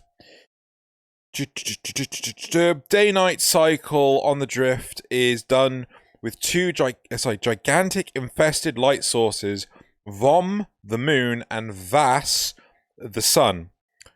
Do you recognize the name, Vom and Vas? The Requiem mods. No? Yeah. When the cycle is changing, each worm will raise and destroy its counterpart in a rather spectacular display. The changes in the cycle will affect the infested on the surface, making them have different behavior. The cave system in Deimos are procedural, changing throughout the cycle. I want to add to that. They didn't explicitly say procedural. Xeno kept on harping on about it being procedural, but they said that it had variety and would change, right? I wouldn't be surprised if it's just like, this is cave 1, this is entire cave 1, right? Which and now it's cave 2, right? And now it's cave 3. So it's not procedural like the rest of the game. I see what you mean. Okay, well, I hope it is a bit more procedural, because if it, a bit more. I see what you mean. If it could just be there is 5 cave systems and you go between them, that's like, yes, a bit weak. Yeah, I hope it is. I think it will be a little bit more procedural because they're going down. But also, they did mention that in the thing afterwards, they said about plates on the surface might be changing as well. Yeah, so the surface might.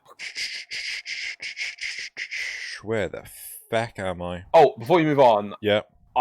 It annoys me that the Orbalis was supposed to have a similar system and it never got implemented. Plains of Ireland was supposed to have a similar system and it never got implemented. It has the day-night cycle with the bosses appearing at night. It has that. Oh, but Orbalis was never. Sorry, I thought you were talking about. It's hot and it's cold. That does nothing. Oh, it affects the fish. Who cares? No one cares about fish. There was supposed to be the whole thing with the ice shelves forming and falling and creating like bits and that and there's the craters are still there. None of that materialized, and it really annoys me. Many of the new enemies have interactions with other infested, such as larger enemies picking up and throwing smaller ones. I love that, because have you watched the recent Halo trailer? No. Halo Infinite. The graphics in that look a bit meh, and it's got pop and everything. But one thing's like, oh yeah, look, you can see this elite throwing a grunt. Isn't that exciting? And I'm like, oh yeah, that's such a big investment for Halo. And then D is like, yeah, we just, what? Oh, that was just a side thing. This is fun. Yeah, it's like, I thought that was in like the first Halo game. No, the enemies can't. No, enemies can't pick up and chuck things in the other Halo. I just remember them grabbing the small little thing. Okay, whatever.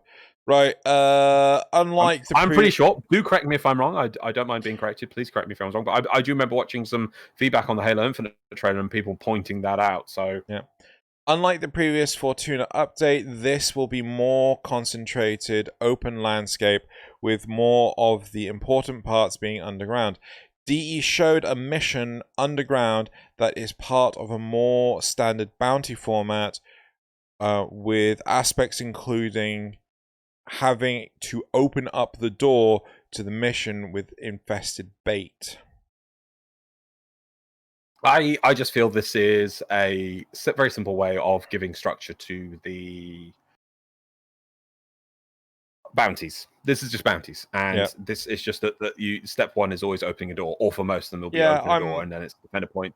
I'm fine with that. I'm fine with that. It gives it good structure, and then obviously the later steps in the bounty are investigating deeper into the thing. So it's like you have your tier 2, your lower caves, and then hopefully for like the 5-tier ones, there'd be like many stages going down. So you go, you're on the surface, then you're in some caves, then you're in some caves, then you're in a level 1 Orokin bunker that goes into a bit more infested cave and goes into the secret vault at the bottom, kind of thing.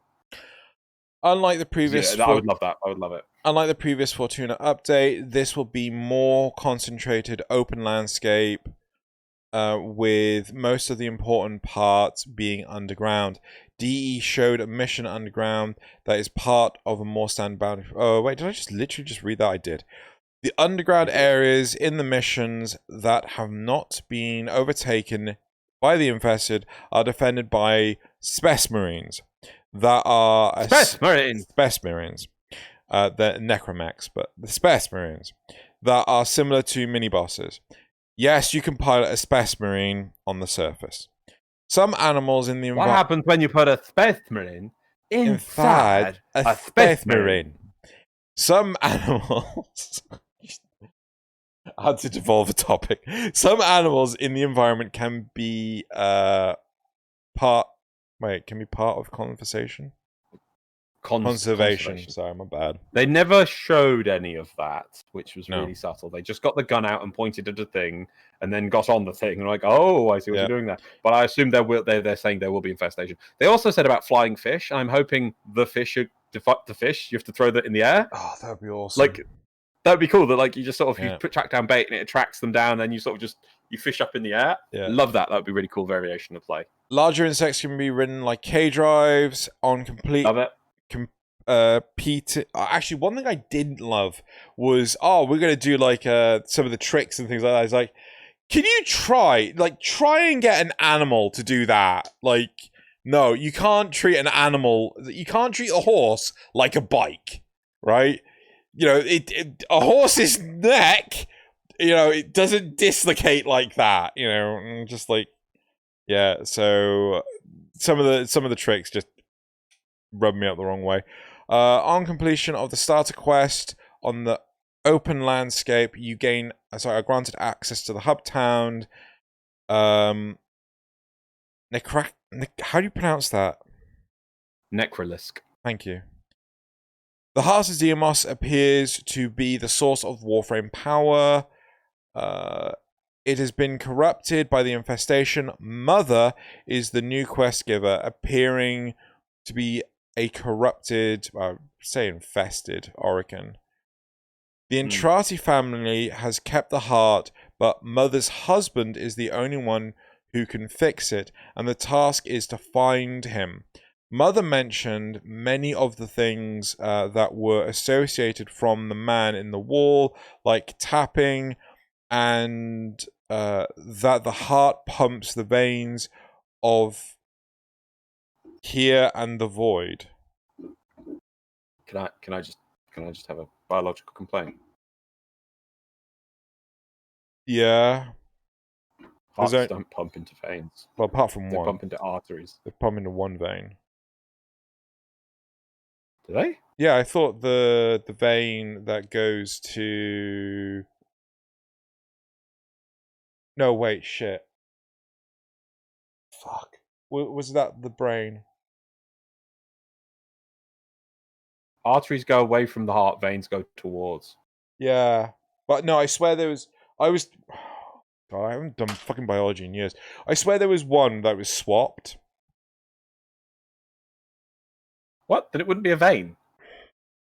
No, I thought veins were because they have valves. Whereas stop backflow. Yeah. Why would an artery is under pressure because the heart is pumping out forwards constantly? Pump. It doesn't need backflow. But wasn't it because of the lungs, heart to lungs?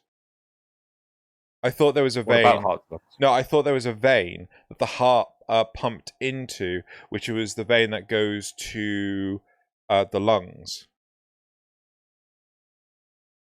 I would say that maybe, Google here, many of the tubes forming part of the heart's blood circulation system, carrying in most cases oxygen depleted blood towards the heart. That's not how. Vein is a type of blood vessel that returns deoxygenated blood from the organs back to your heart. There are differences from your arteries, which deliver oxygenated blood from your heart to the rest of your body. Yeah.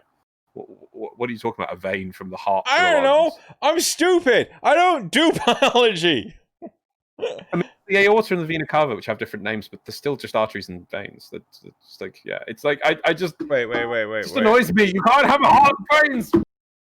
What was the aorta and the vena cava? They're ones to do with the heart. That's the aorta. Oh, maybe it was oxygenated and deoxygenated. I think that was it. It was there was one artery that delivered deoxygenated blood, whereas the rest of them carried oxygenated. I think that's what I'm getting confused with. What? You mean there's a vein that carries oxygenated blood? Yeah, from the lungs to the heart. Yes, I'll give you that. Yeah. That's what I'm fucking because up. it's yeah.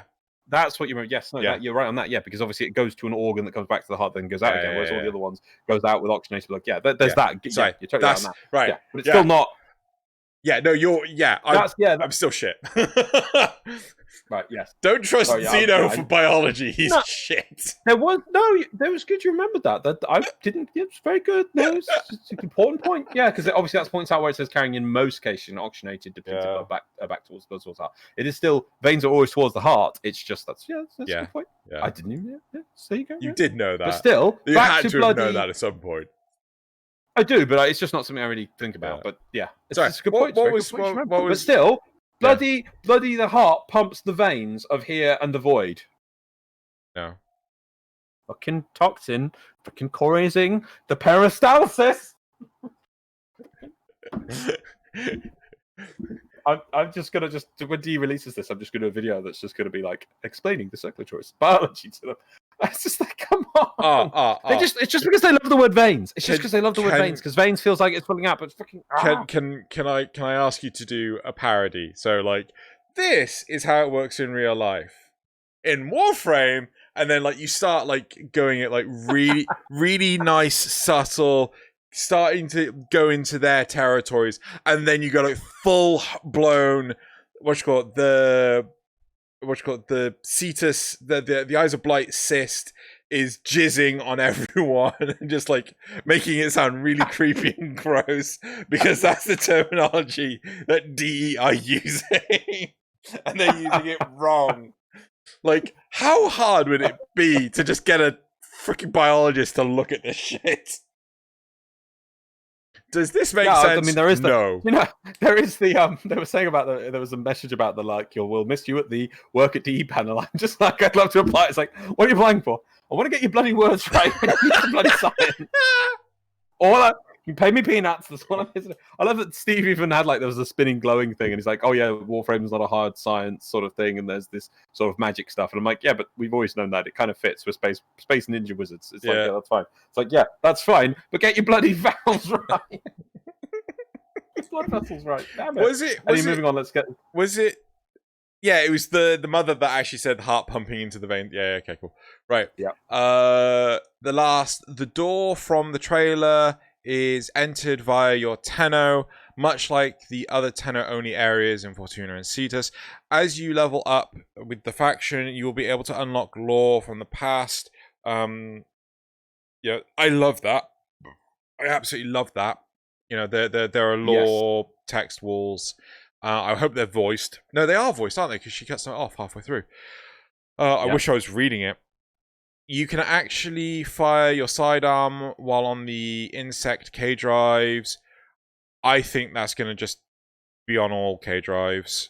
But yeah, that wasn't I elaborated. also hope it expands to the scanner and the the mining scanner. Mining as well. Yeah, that'd be great. Wait, then which scanner are you talking about? Oh, the codex scanner. Just the codex scanner. Yeah, okay. They're attempting to actually ship Heart of Deimos on August 25th on all platforms. I love that. They think he's put extra out on this. It's like this month, within August, I'm with him on this. I mean, DE normally like to.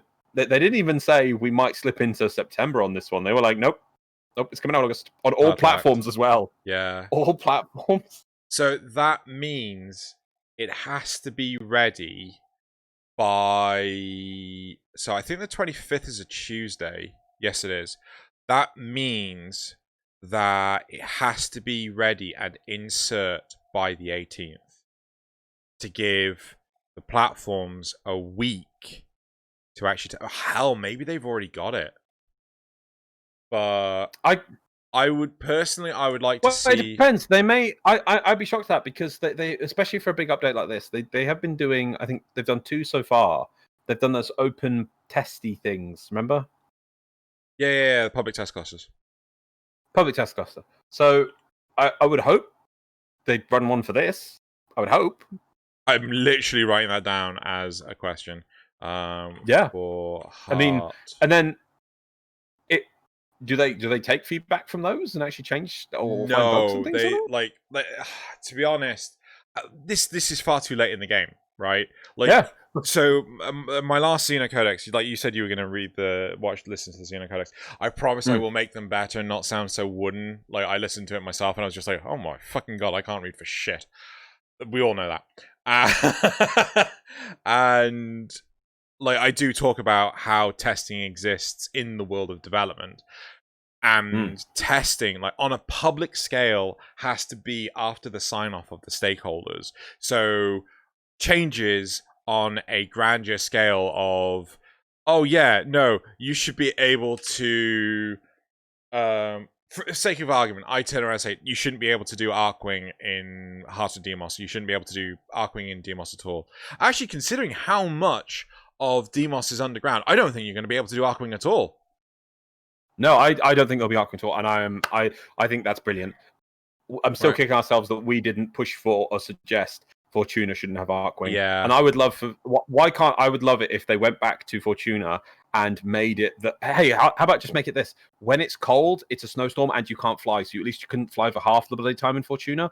But I would love it if they made it that the temperature on Fortuna just permanently changed and you had to just be on the ground the whole time. That's what it needed. To let K-Drives grow. And so I'm really hoping, but if I was to turn around, let's oh god, let's think something wild and wacky.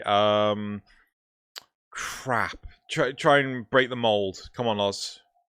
8 player. Oh god, Heart of Deimos should have 8 players on it, or 5 players on it, or 6 players on it.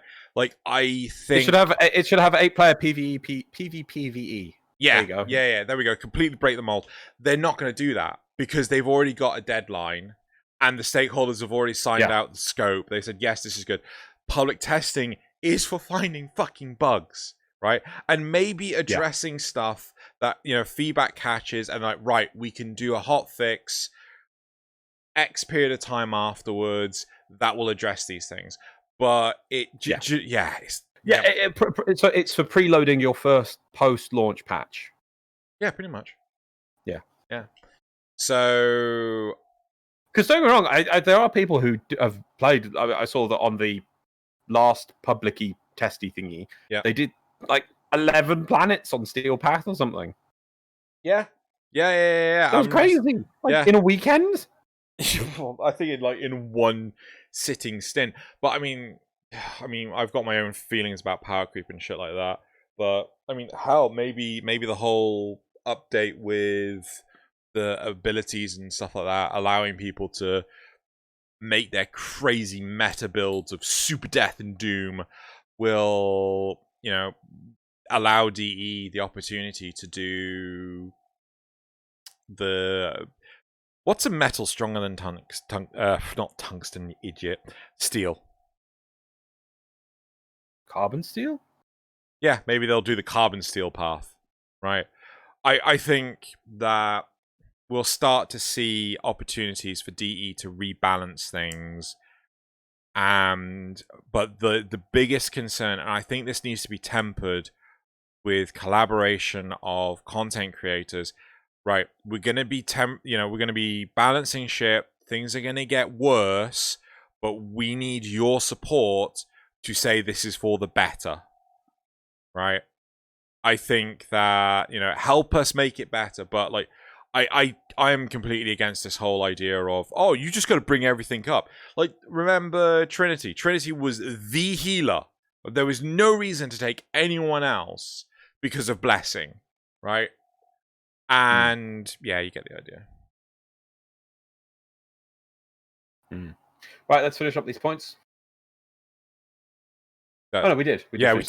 Right, I was just thinking that I thought we were going to finish on where it finishes in the thing where you see about the ability to pilot the Necromech. Let's talk about the Necromechs.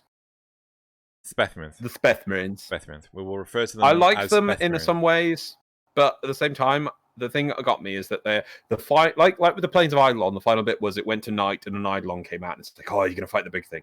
This thing finished with it goes to night basically, and there is armies of infestation to fight. And I'm like, that's the hard thing. So there's got to be a reason to do it. I assume it's just not like, oh yeah, it's during hard mode now. I'll just come back in an hour when it goes back to normal mode, so I can play it then. I assume there's some reason to fight it during the harder mode, and you can utilize Necromechs to fight them. Now, unless it's just like, oh yeah, unless Necromechs become the Dargans. Is it Dargans? No. What's the ones on the planes you can pilot? Is that Dargan? Yeah. Dargan. How often do you use those?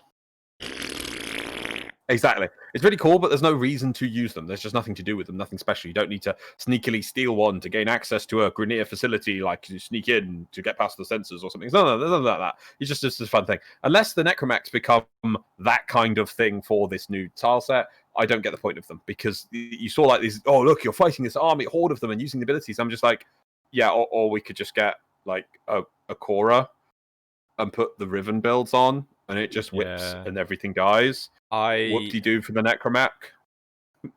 So I've got two thoughts on this.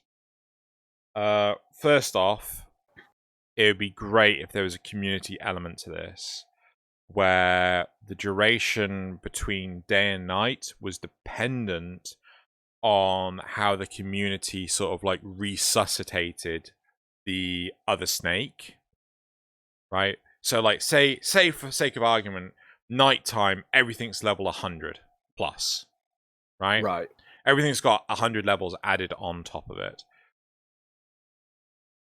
The natural day-night cycle is 5 hours, right?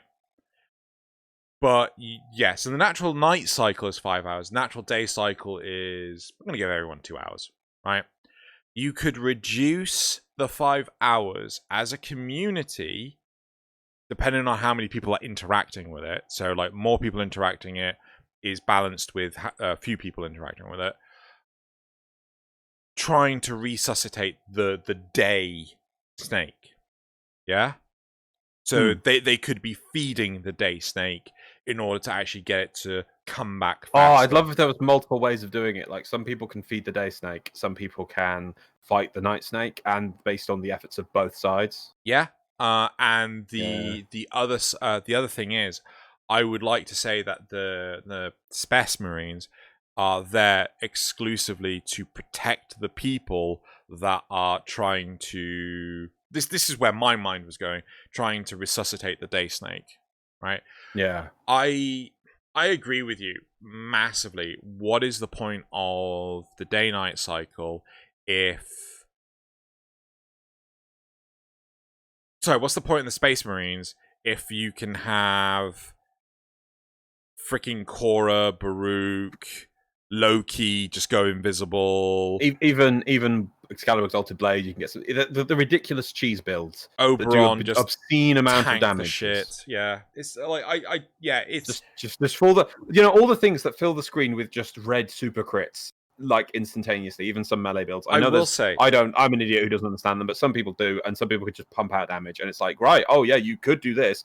use this super necromech, or you could just do this. It's like, oh yeah, that was a challenge. I will say I did like the fact that the infested swarmed to you, right? Yeah, it was cool. And I'm not talking like, oh, they're just running at you. I'm talking like swarm. It did feel like coming from multiple directions at once, right? I did like the look of that. Are we going to see it in game? Right? My thought is yes, because obviously we're only a few weeks away from release. But was that just a scripted thing? I don't know. Yes. They say that it's not scripted. Who knows? Right. So overall, your thoughts on Hearts of Deimos? I thought it was really cool. There's other things to discuss, which is like, what is the reward cycle for this open world? We didn't get to see about. Let's go for Plains and Valis. You know, there's amps, and Zors and mower pets to build, kit guns to build, slaves to free, conservation to do. We didn't actually get to see a lot of the goals and rewards of doing this new tile set, apart from lore, which is cool. If it's going to be lore, that's a cool one. But I do feel some people be interesting to see if they don't give more, because some people will want to see, well, what am I getting from this gameplay wise? Because some people don't care about the lore. It's just a way to play, and we didn't see a lot of that. So it'd be interesting to see that, and we'll talk about that at a future thing as more things come out. But as for the concept as a whole, I like it. It's different. No Zor system. We didn't see a Zor system. No, none at all. No. And they it should have been primaries, I suppose, but they just let kit guns have the primaries. Well, so we do remember that we saw the modular Archwing system. Yeah, maybe that'll that's not had anywhere. Maybe this will be required for that. Who knows? Maybe the new Kavats are gonna, or Kubros, maybe they'll be modular in some way, or that's what you'll do this thing. Maybe you've also got the infested arm cannon. Maybe that'll be built through this. Who knows? That'll be the progression path. It'd be interesting to see what are the rewards, because some people, I don't really care, but I know some people they wouldn't have even bothered with Kuva Liches. They only bothered because the weapons are there, and they like that dangling new reward shiny they need to work towards. So yeah, we didn't see any of that, which is kind of cool actually, because it let it be its own thing. I will say, I'll give them kudos, because I like the fact that they covered more about the world, more about the missions, than they did about the rewards. I'm pretty sure we will be in the minority for thinking that, but I'm glad that they didn't just focus on the rewards. I would have loved to see build your own necromech and have it Titanfall in. Well, that would have been also fun. That would be kind of cool. Yeah. But who knows? Yeah, focused on. In fact, the only reward they really talked about was lore. There will be lore. Yeah. That's kind of cool. And we're going to have to wait and see on that. As for all, I'm I was worried that it was going to be long-winded and this will be coming next year, but no, it's coming this year. It's going to be cool content. This month. Coming this month, yeah. I'm looking forward to it. Yeah. I think I can be cautiously optimistic, and I look forward to playing with everyone, and we all get to have consoles and PC together. That's a good thing. Right, should we round it up? Let's finish off this. Right, okay, so that's it for topics, and now we're going to migrate over to the graphs, because just quickly, we're just going to go through the old thing. We're not going to rush this. We don't need to rush. We'll work at a fair pace. We're going fair pace. We're not going to rush. Right. Say that, and I see the first question. I'm like, yes, let's discuss this for 10 minutes. Right. Okay, so did I update the graphs? Yes, I did. Oh, thank God. Right, okay, so last week we were talking about caps, right? I cannot easily read this. I need to get the proper thing in front of me. Right, so shall I read it out once? No, I got the spreadsheet in front of me now. Right, so the question is, which daily caps should be removed? Right? I'm not going to go through all of them, but I will talk about the 3 highest and the lowest, right? So, Osterans, Solaris United, and Vent Kids, right? That interests me a lot. That is 100% on board with what Loz was proposing, right? 100%. Interesting that Quills and Vox Solaris wasn't higher, right? Exactly what I wanted as well. But I am staggered to the number of people that said remove the faction system daily cap. So the faction system syndicates daily cap. What? No, it's under half. I mean, this is No, but no. I would have thought people would be like, nah, that just fuck up the whole thing. Like, nah, I'm not gonna do it. I don't know. Maybe there's some people who see a hell of a lot on there, don't want to trade for it, want to get it themselves, and finding it very hard. There's a lot to do, and the thing is, once you start breaking through and getting all the expensive things, it becomes less of an issue, and it allows them to add more to factions. But I can appreciate that. But I think it's great. It's the lowest one. This is in fact the order I would love to see them in. The Ostrons, Stellaris, and Vent Kids, just those ones should go. Focus as well, not quite at the top. I would maybe like to see Focus as 100%. That'd be great. Samaris is a little bit low, and I'm a bit dubious on that one. Does that one need to go? He's got a lot of stuff on there now. A lot of stuff on that vendor. But it's not just. It's quite easy to get it because he has like the daily shit as well. The daily missions. Yeah, there is multiple options on that one. So that one's a bit dubious sometimes. Yeah, and then I love that Quills and Voxaris are really low because they're the more higher level veteran content-y things. That's fine, they're lower. And then Faction Syndicates. I think Faction Syndicates work better as an evergreen system, and they keep adding to it. Yeah. So that's fine. Yep. It's great. Next Let's go get that done. Yeah, that did change. What?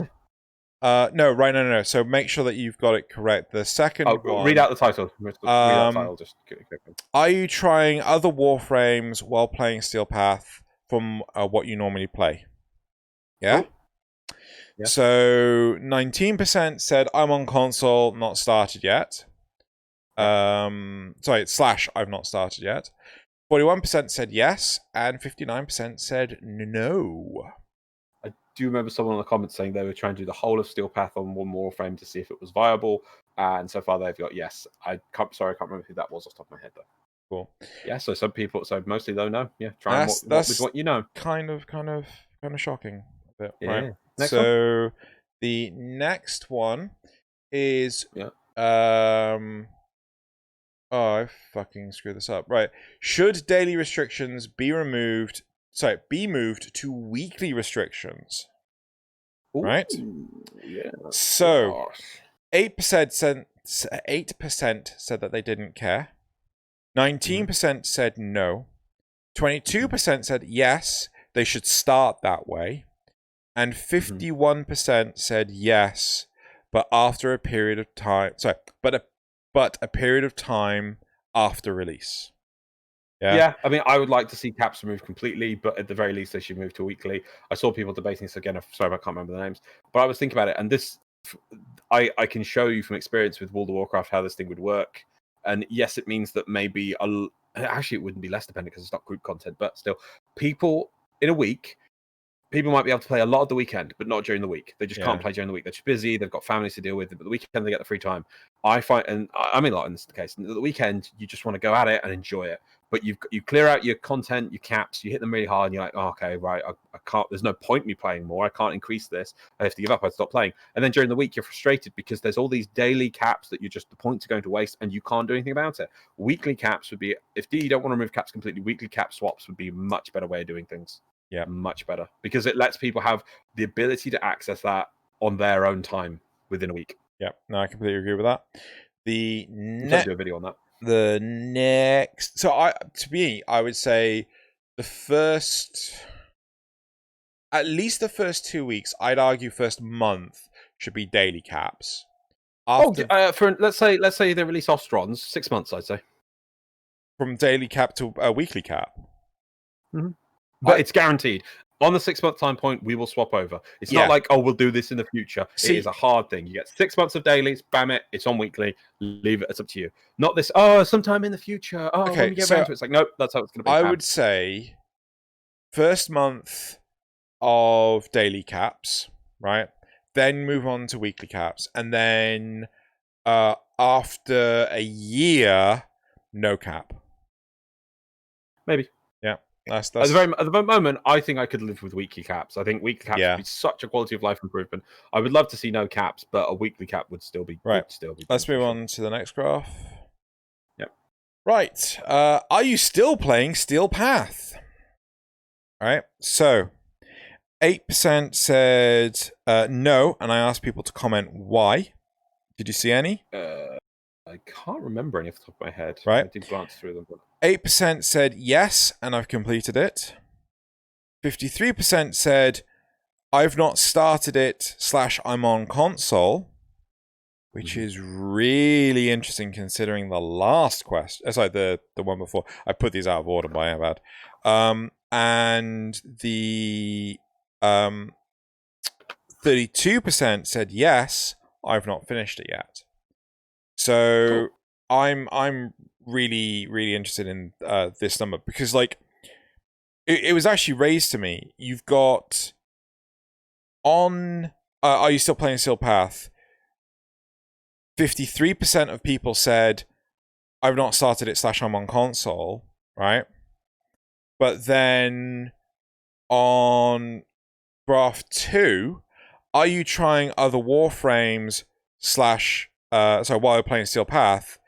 Only 19% of people said I'm on console, I've not started it yet. There's a huge disparity between the two. It's freaking massive. I don't. Maybe you got confused. It's an error. Move on. Yeah. So yeah. I wanted to find time to do a correlation between the two, see if there was a pattern or something, but I didn't get the time. I got up, got ready, started recording, and then I have to take this somewhere else to upload. Right. So last one. Very simple. Right.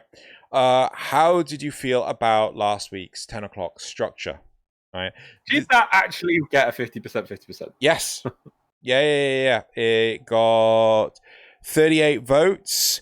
And then 50-50. So no one said. Because I remember the question. It'd be interesting. The previous week we said should we start thinking about changing it, and it was neutral to negative. Really. Hold on. So people clearly like it. Don't go looking up. Don't go. Oh, but I could easily do it. I just hit a button. Actually, I can't easily look it up because I suck. Oh no, there it is. It's literally the week before. So give me 2 seconds. I do want to quickly check this. So if I hit this button, I'll make the graph go away for now. All right, and then enter. Should we change 10 o'clock? Right. How do you stand that bloody Syandana and Cape flapping around all the time? Just watching your content, it's like it's like, first off, it looks flap. You're watching it at like 15 frames per second. It looks so much worse on that. On the monitor / recording, it's 60 frames per second. It looks nowhere near that ghastly, right? Because it's smoother and more fluid. It doesn't look like you want to vomit, right? So previous week, should we change the order of things for 10 o'clock? 43% said no, 43% said don't care, and 14% said yes. So it's very nice that we've done the change and people do actually seem to like it / have no opinion on it whatsoever. Thumbs up. Right. So that question will persist between the next few episodes to see if, hell, we'll actually go back. We'll have the question there, back to the old way, and see if people say, no, go back to the new way. The new way is the better way.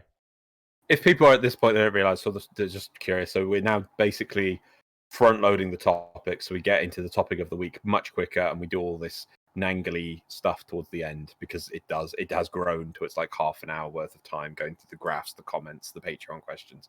So I think it's better that we get on to the Warframe topic of the week, and then we do this afterwards. So anyway, that's cool. So people are happy with it. We'll keep doing it for now anyway. So we'll go back to this. Is that it for the questions? Yes, that's it for the graphs. One more? Graphs. That's it. Oh, cool. So it is time for Lux to write down the time. Did you write down the time of the... I did not, but I can get you this one at least. We'll find it. Right, so its Patreon questions are next, and I will just talk about them. Why is that frozen? You there? No, you're still there. That's good. Still here. Okay. Joshua Minik, what was the most awkward and offish moment in Tenno Live? Blank or blank? What was the most offish moment? So this question would have been asked like before Tenno Live actually happened. So what I think, what was the thing at the start where Reb has a stress breakdown of Tenno Live? Does she? Yeah, no, she no. Like a breakdown in communication. So she's just falling over her own. What that? It was just that. Was she? Yeah. No, I remember. Okay. Next, also from Joshua, how do you think DE handled this TennoCon in a way that they should continue to do in the future here on out? I think so. First off, I like the fact that the live streaming there was much more of it. I don't know if from previous events they live streamed that much, because as far as I'm aware, they only did like the Tenno Live portion of it. But I do like the fact that they were like, no, this is, we are not showing you anything that's coming out millions of years in the future. I'm glad Plains of Deviri did not make an appearance, right? Do you know, I was still primed waiting for a drop teaser trailer at the end of that, and now afterwards I'm happy there wasn't one. This was just, I'm also here's happy the gameplay, off you go. I'm still vexed greatly that New War has been this derailed mess, but I'm glad that all they did was bring it up and say, yeah, we fucked up, right? This is the stuff we're shipping. We're not going to tell you about this stuff. We're not going to labor expectations. So I'm happy about that, and they should continue doing that moving forward.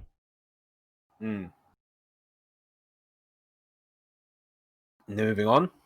Oh, I would say, okay, so I don't know if they can actually do it. I'd love if they could stream the Twitch stream into Warframe. I can very easily imagine that there are weird terms and conditions that would prevent that. Because I've always wanted something like that for, like, oh yeah, Twitch stream YouTube episodes on Minecraft. Sorry, Twitch stream YouTube videos on Minecraft and shit like that. But I'm 100% sure that there's going to be some legal restriction preventing you from having because those weird dioramas we got to see were amazing. They really were. Yeah. And it was great that it was like there and then. But like, it'd be great if you didn't have to stop watching the stream. So if the stream was still there as you transferred between them, so you could look at the stream, look at the thing. That'd be kind of cool. Nick Evans says, even though you'll be watching from home, do you have a habit of making at least one moment where they manage to excite viewers about things to come in Warframe? What was your actual hype moment of watching the event? Now, it's hard to say, because I'm sorry to say we're British. It's a genetic condition. This is how we're hyped for something. Good show. It's so true. Good show, chat. It's nice. Is there... I see what you've done there. I'm rather hyped for this thing when it comes out, I'd say. Good show. Good show. Very nice. That's the British. Not like, oh my god! The sky is falling. It's like, so that if you ever got to see a straight on view at us at Tenno Live, the actual ones that were there for TennoCon, you'll see everyone around us like jumping up and down and screaming and, oh my god, it's Hayden Tenno, Tenno! And there's us. There's me and Drew going, good show. Very nice. Top form. Yes. Exceptional. What was? Yes. Oh god, was there anything? I'm just gonna quickly flick. Anything that hyped me? Anything that hyped me?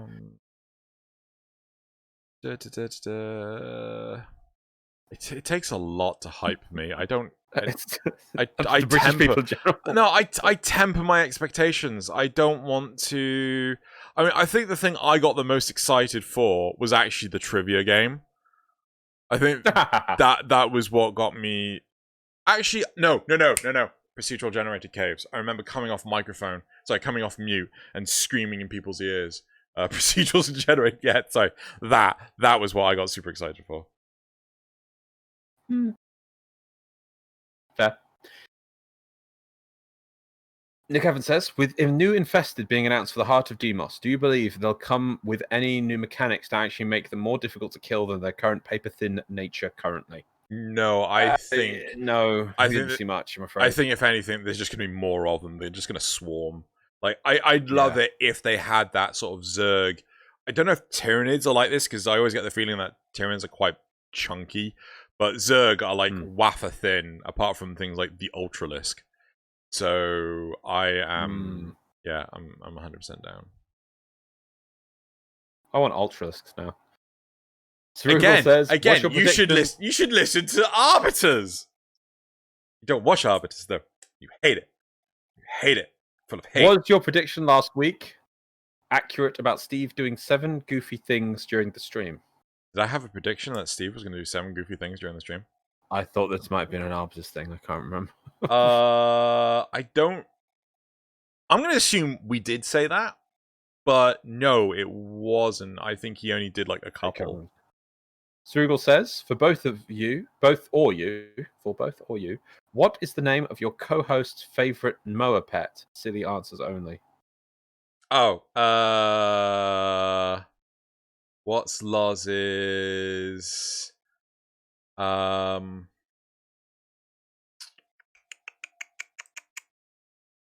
Stable internet connection. Mr. Itchy Toes. Mr. Itchy Toes. Oh, that's good. Okay. Loz is like, he doesn't understand the point of that. Just being fun. S2Vev7. With the introduction of a new storyline into the game, do you think it will change the game for better or for worse? Also, how did you play it for your first time? Is that the stream? Sorry, what was repeat the question?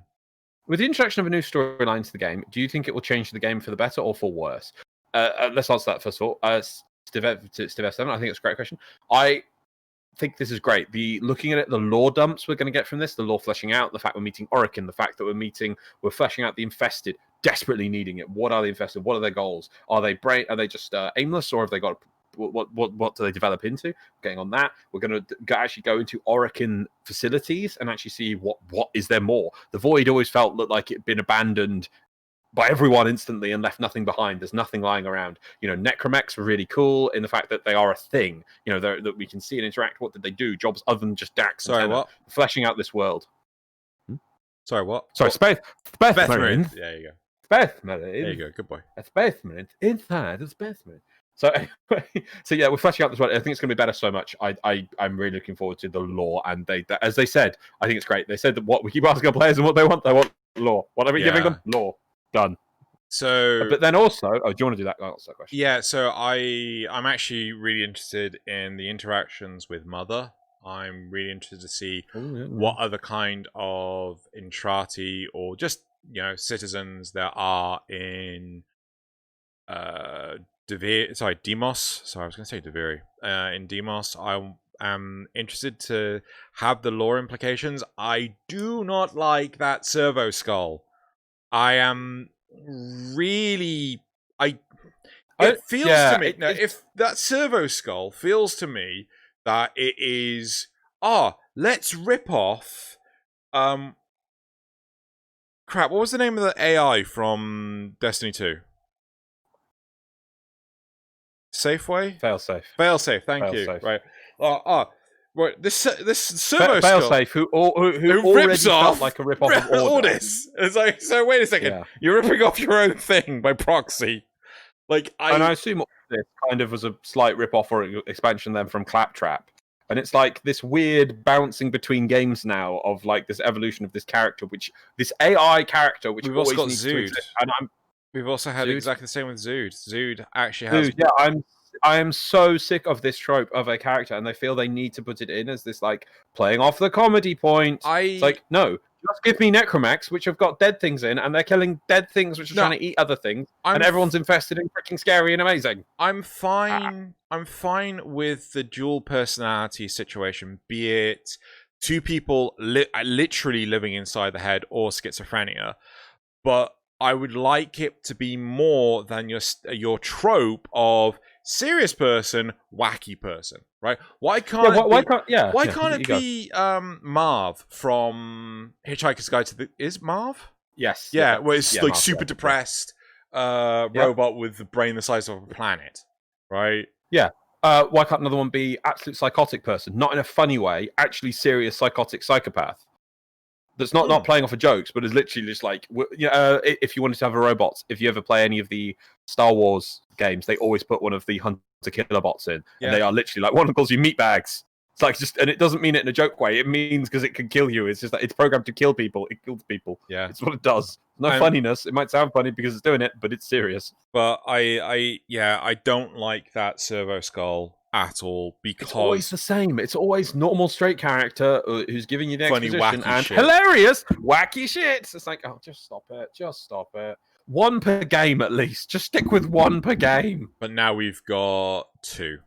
3. No, Zood I wouldn't say is wacky, zany, off the wall shit. It's just like arguing with herself kind of thing. Like Zood's one is more subtle, but it's I just like, did you hear that? Background radiation's a riot.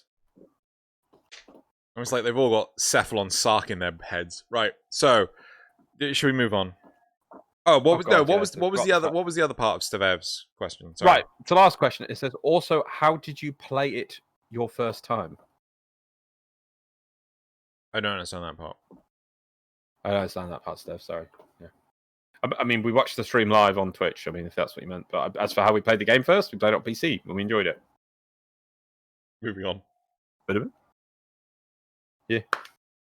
So is that for Patreon? Right. Should we move to the community responses? Cool. Well, I have too many of these. Just quickly go through them. So Yokai1235 Loz, you're wrong. One simple problem: people need to have to be knowledgeable on the game before going on the steel path, or they will suffer and abandon the game, like Arkwing, Railjack, Uranus, Defection, Raids, Eidolon, and the Orb fight. I don't think that's fair comparison. So because Arkwing, Railjack are separate from the rest of that list. The other things are just things you do in the fight. But the steel path is you're building on an existing concept. The reason why Arkwing and Railjack fail is because these need to be the fundamental basis of something new, and that they're first of all never a complete foundation. Yeah. And then even if they were a complete foundation, you've got nothing to build on top of that foundation. That's why they get abandoned. Because they're never committed to fully. I think one of the big things... Steel path is building a lightning rod on top of a very tall skyscraper. You've already got the skyscraper built. Yeah, I think one of the big things to point out with what's being said here is, first off, I ain't got a fucking clue how to play. I've been proven I don't know how to play Warframe by trying Steel Path, and now I actually have an urge to learn and get it better. But, I mean, I don't have an urge to play Arkwing. I love Arkwing. I want Arkwing to succeed, but the foundation isn't there, and especially the same with Railjack. And there's no goal. There's nowhere to learn. There's nothing to it. You just do it, and you're like, right, well, what? In addition, small micro rant, right? Fortuna, Heart of Deimos, Plains of Eidolon, or Valis, these open worlds, I've heard so many times people call them content islands. It's not a fucking content island. It's a closed economy, right? You still go to the content island with your gun, your K-drive, your operator. You're still able to participate in the open world environment with what you would take to a procedural game, right? This is... And you also take out from that island, your kit gun, your mower, your expansions to your operators' amps, and operator thing. It's not an island. It's a closed economy because everything you do within that environment... It's not even closed. It's a micro economy. No, but think about things like Gara. Gara used to have the elements from outside of Plains of Eidolon, but now to make Gara, it's just everything from Plains of Eidolon. You're taking Gara, you go to the Plains of Eidolon, collect the resources, build Gara, and then you take Gara back into the other world. Mm-hmm. It's a it's a micro economy that you then take, you go in, do things within, and take from. Okay, fine. I'm not going to get over the semantics of that, but I am honestly, I've had so many people turn to me recently saying, "Oh, another content island!" Oh, like. Fucking Heart of Deimos is not a content island. It's just another micro economy. Also, this one, the fact it's going to be lore seems to be as the only real reward we've seen so far, really, that's been guaranteed. Lore will have massive implications on the rest of the game. Yeah. And it looks to have like an expansion thereof. So yeah, this one could be game defining. Actually, the first two would random small segue. I've heard so many people say like if DE don't get their shit together, then Destiny 2 is going to take over. This update's coming out before Destiny 2. The update. Yeah. Oh yeah. That's really interesting. Oh yeah. For free. Yeah. For free. Yeah. For free. Yeah. For free. Enjoy your law. Massive. Oh, by the way, this is an update which is adding another open world to the game for free. It's not taking any away. Shit, it's not taking away and making you pay gating them and saying, "Oh, we don't want this content anymore. We're going to take away like a half of the open worlds in your game." I'm still shocked by that, Destiny. By the way, Destiny was doing terrible on Twitch yesterday. I do like Destiny, by the way. I'm not hating on it for a reason, but it's just taking away game content. This is adding more content to the game for free. Sorry, I didn't mean to start that. But... Right. Moving on. Right. So Varley colon. I've had friends who are master rank 8 to 18 who absolutely hate the daily limit on standing and left because of it. If they made it weekly instead of daily, I think they would stay longer. Personally, I would have set it up instead of weekly standing cap being daily limit times 7. I would make it daily standing limit times 10. Oh, so it'd be a 10 in a week, I guess. So yeah, but yeah, maybe. Yeah, I'm with you. And I am permanently trying to get into bits and pieces like. I never really looked into Zors. I thought it was silly. I'm trying to get into them now, and I'm trying to build up my arcanes, and it's just work. I want to be able to sit down on one day and go like, right, I'm going to knock it out and get a Zor max arcane in one day. I can't. I have to max out my rep and buy 2 arcanes per day, and I have to go back tomorrow to do more stuff on the next day. Like, it doesn't need this anymore. It needs to be weekly for some bits of it. I'm not saying for all of them, but I'm saying some bits of it. Moving on. Decoy's decoy.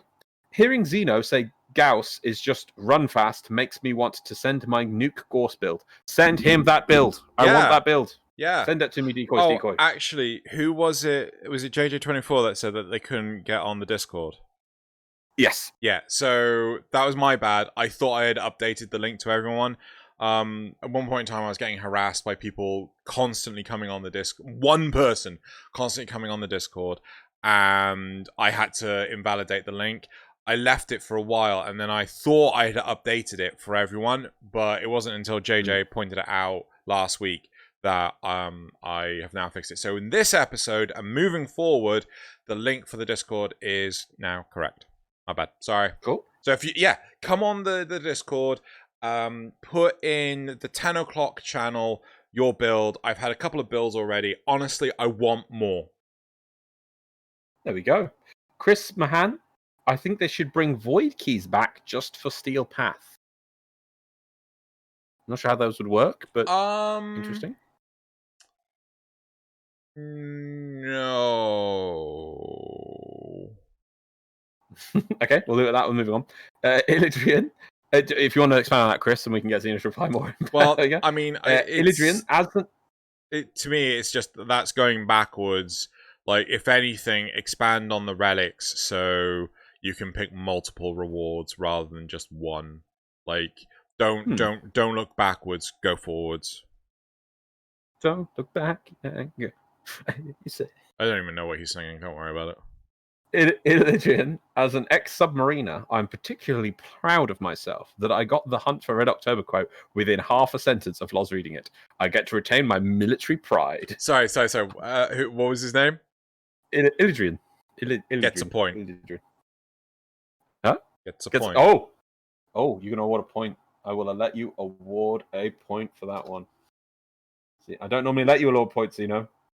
The fact, though, that I already have that saved for, like... Whoa, how many points have you been rewarding? Not many, actually. Good points. You're right. Not many. Very few. But I actually already had this saved as, you must remember, Illidrian, Submariner, awesome. It was actually listed. I forgot that there's points. I put it in my other section of things to remember. There we are. So, and the last one, there will be pain.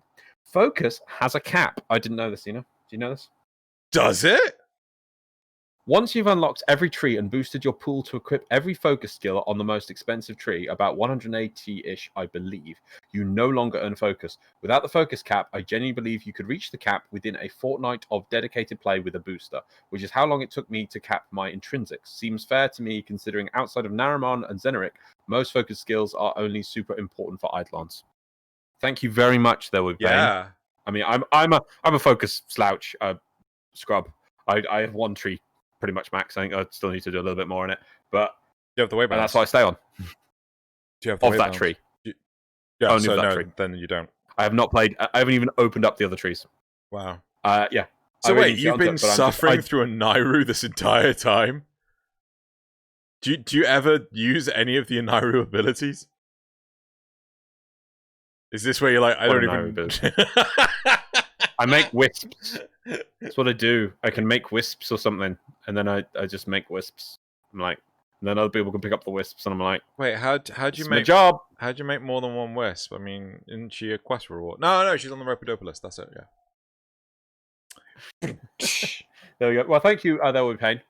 That'd be good. So if there is a cap, then because I was wondering if there was like if people are infinitely gaining focus. If people aren't, then hell, let's just scrap that cap on focus. I really think at this point, D needs to do that. Let's get everyone finish up their focus schools so we can move on and then we can assume that people have their focus unlocked. I do not like that we have to log in. It's like, oh, your mastery raises it again. I'm like, I'm trying to really want to do focus. Let's do it this weekend. And Saturday comes around. I'm like, right, max my daily cap.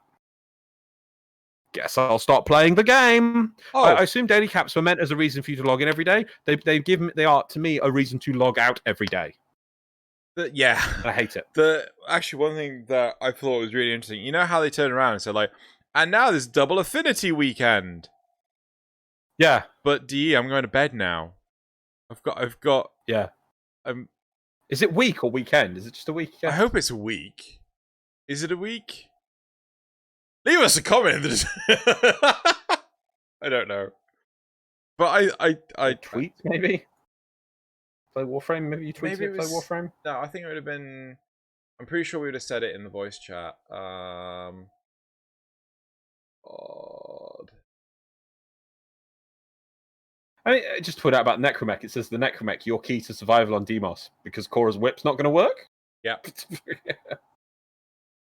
Yep. Yep.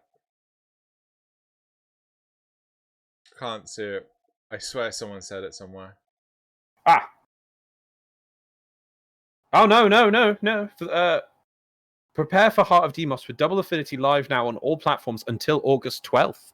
Oh my god! I could do the K-Drives! I could do... Yep. Let's hit the microphone. Right, okay. Any more comments? I was excited. No, that's it. Let's move on. Right, so that's it for the comments. Right, I should have said this during the dojo dusting. I'm really sorry, my bad. We're not going to be doing community shoutouts this week because I have to travel to a friend who's quite far away to get 10 o'clock uploaded. And as such, we're going to be chopping that part out for this week. However, it means that there's going to be many community shoutouts for the next episode. So, Lars didn't write down the community sponsors time. So, I think you didn't write down the time for the community responses. We'll work it out. Sorry. Fine. Memes. Did you have any memes? You had one meme, did you?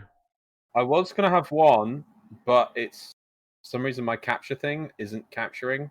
Let's do it next week. Let's just skip that. Yep. Okay. So no memes. We're just going to go straight to the quote. So do you want to take down the time for the quote? Shall I take down the time for the quote? I got it. Right. So I just want to say briefly, typically with the quotes, some people do enjoy the quotes and things. I get it.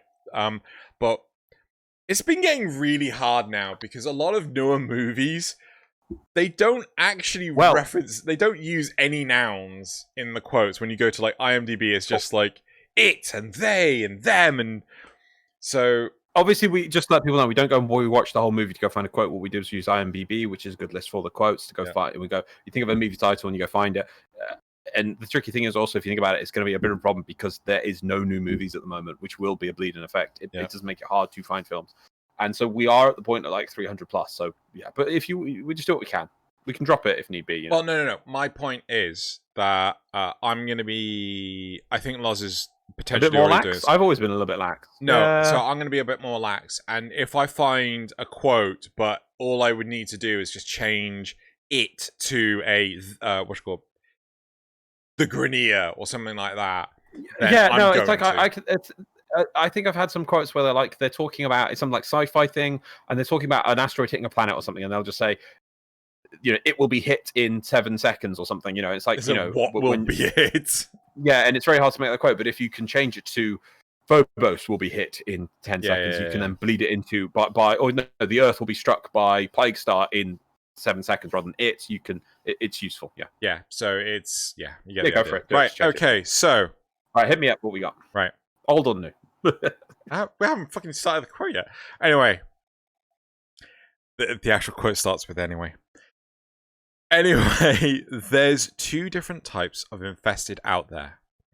Now, they're similar, but they're very different. It's kind of like the difference between Kubrows and Kubradons. The ones that are observing things up there, the larger ones, consume the smaller ones. It's some kind of gene purge, I guess. Been going on for a long time. You ready again? Time machine. No. Old or new? I'm pretty sure new. Oh, by the way, on your screen right now, the footage? Yeah? Pipe. Fuck off! Fucking pipe. That's an in-joke. Don't worry about it. A freaking pipe. Yeah, it's fine! Get off the screen. It's off screen. It's off screen. What was the quote? Old or new? Fucking pipe! Stop it! Stop it! It's new. Old or new? It's new. Sci-fi? Is it sci-fi? Yes. Is it superhero? No. Is it the future? No. Modern time? Yes. Godzilla? No.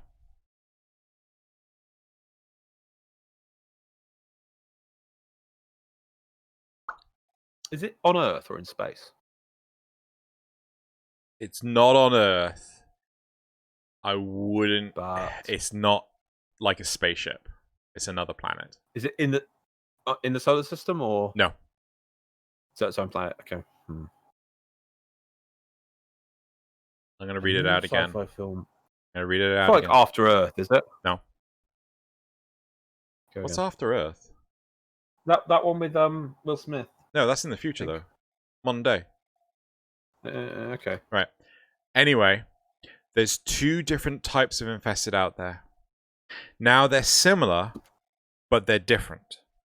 It's kind of like the difference between a Kubrow and a Kubradon. The ones that are observing things up there, the larger ones, consume the smaller ones. It's some kind of gene purge, I guess. But going on for been going on for a long time. If you want, I can give you the original quote. I think... Would it not? I don't think it would be obvious if I give you the original quote. Okay, go for it. Right. Anyway, there's 2 different types of them out there. Now, they're similar, but they're different. It's kind of the difference between dogs and wolves. The ones that are running things up there, the larger ones, hunt the smaller ones. It's been some kind of blood feud, I guess. Been going on for a long time. Predator. Is it not that Predator film? The new Predator film? Definitely not the new one. Oh. It's not The Predator. Predators? It's Predators.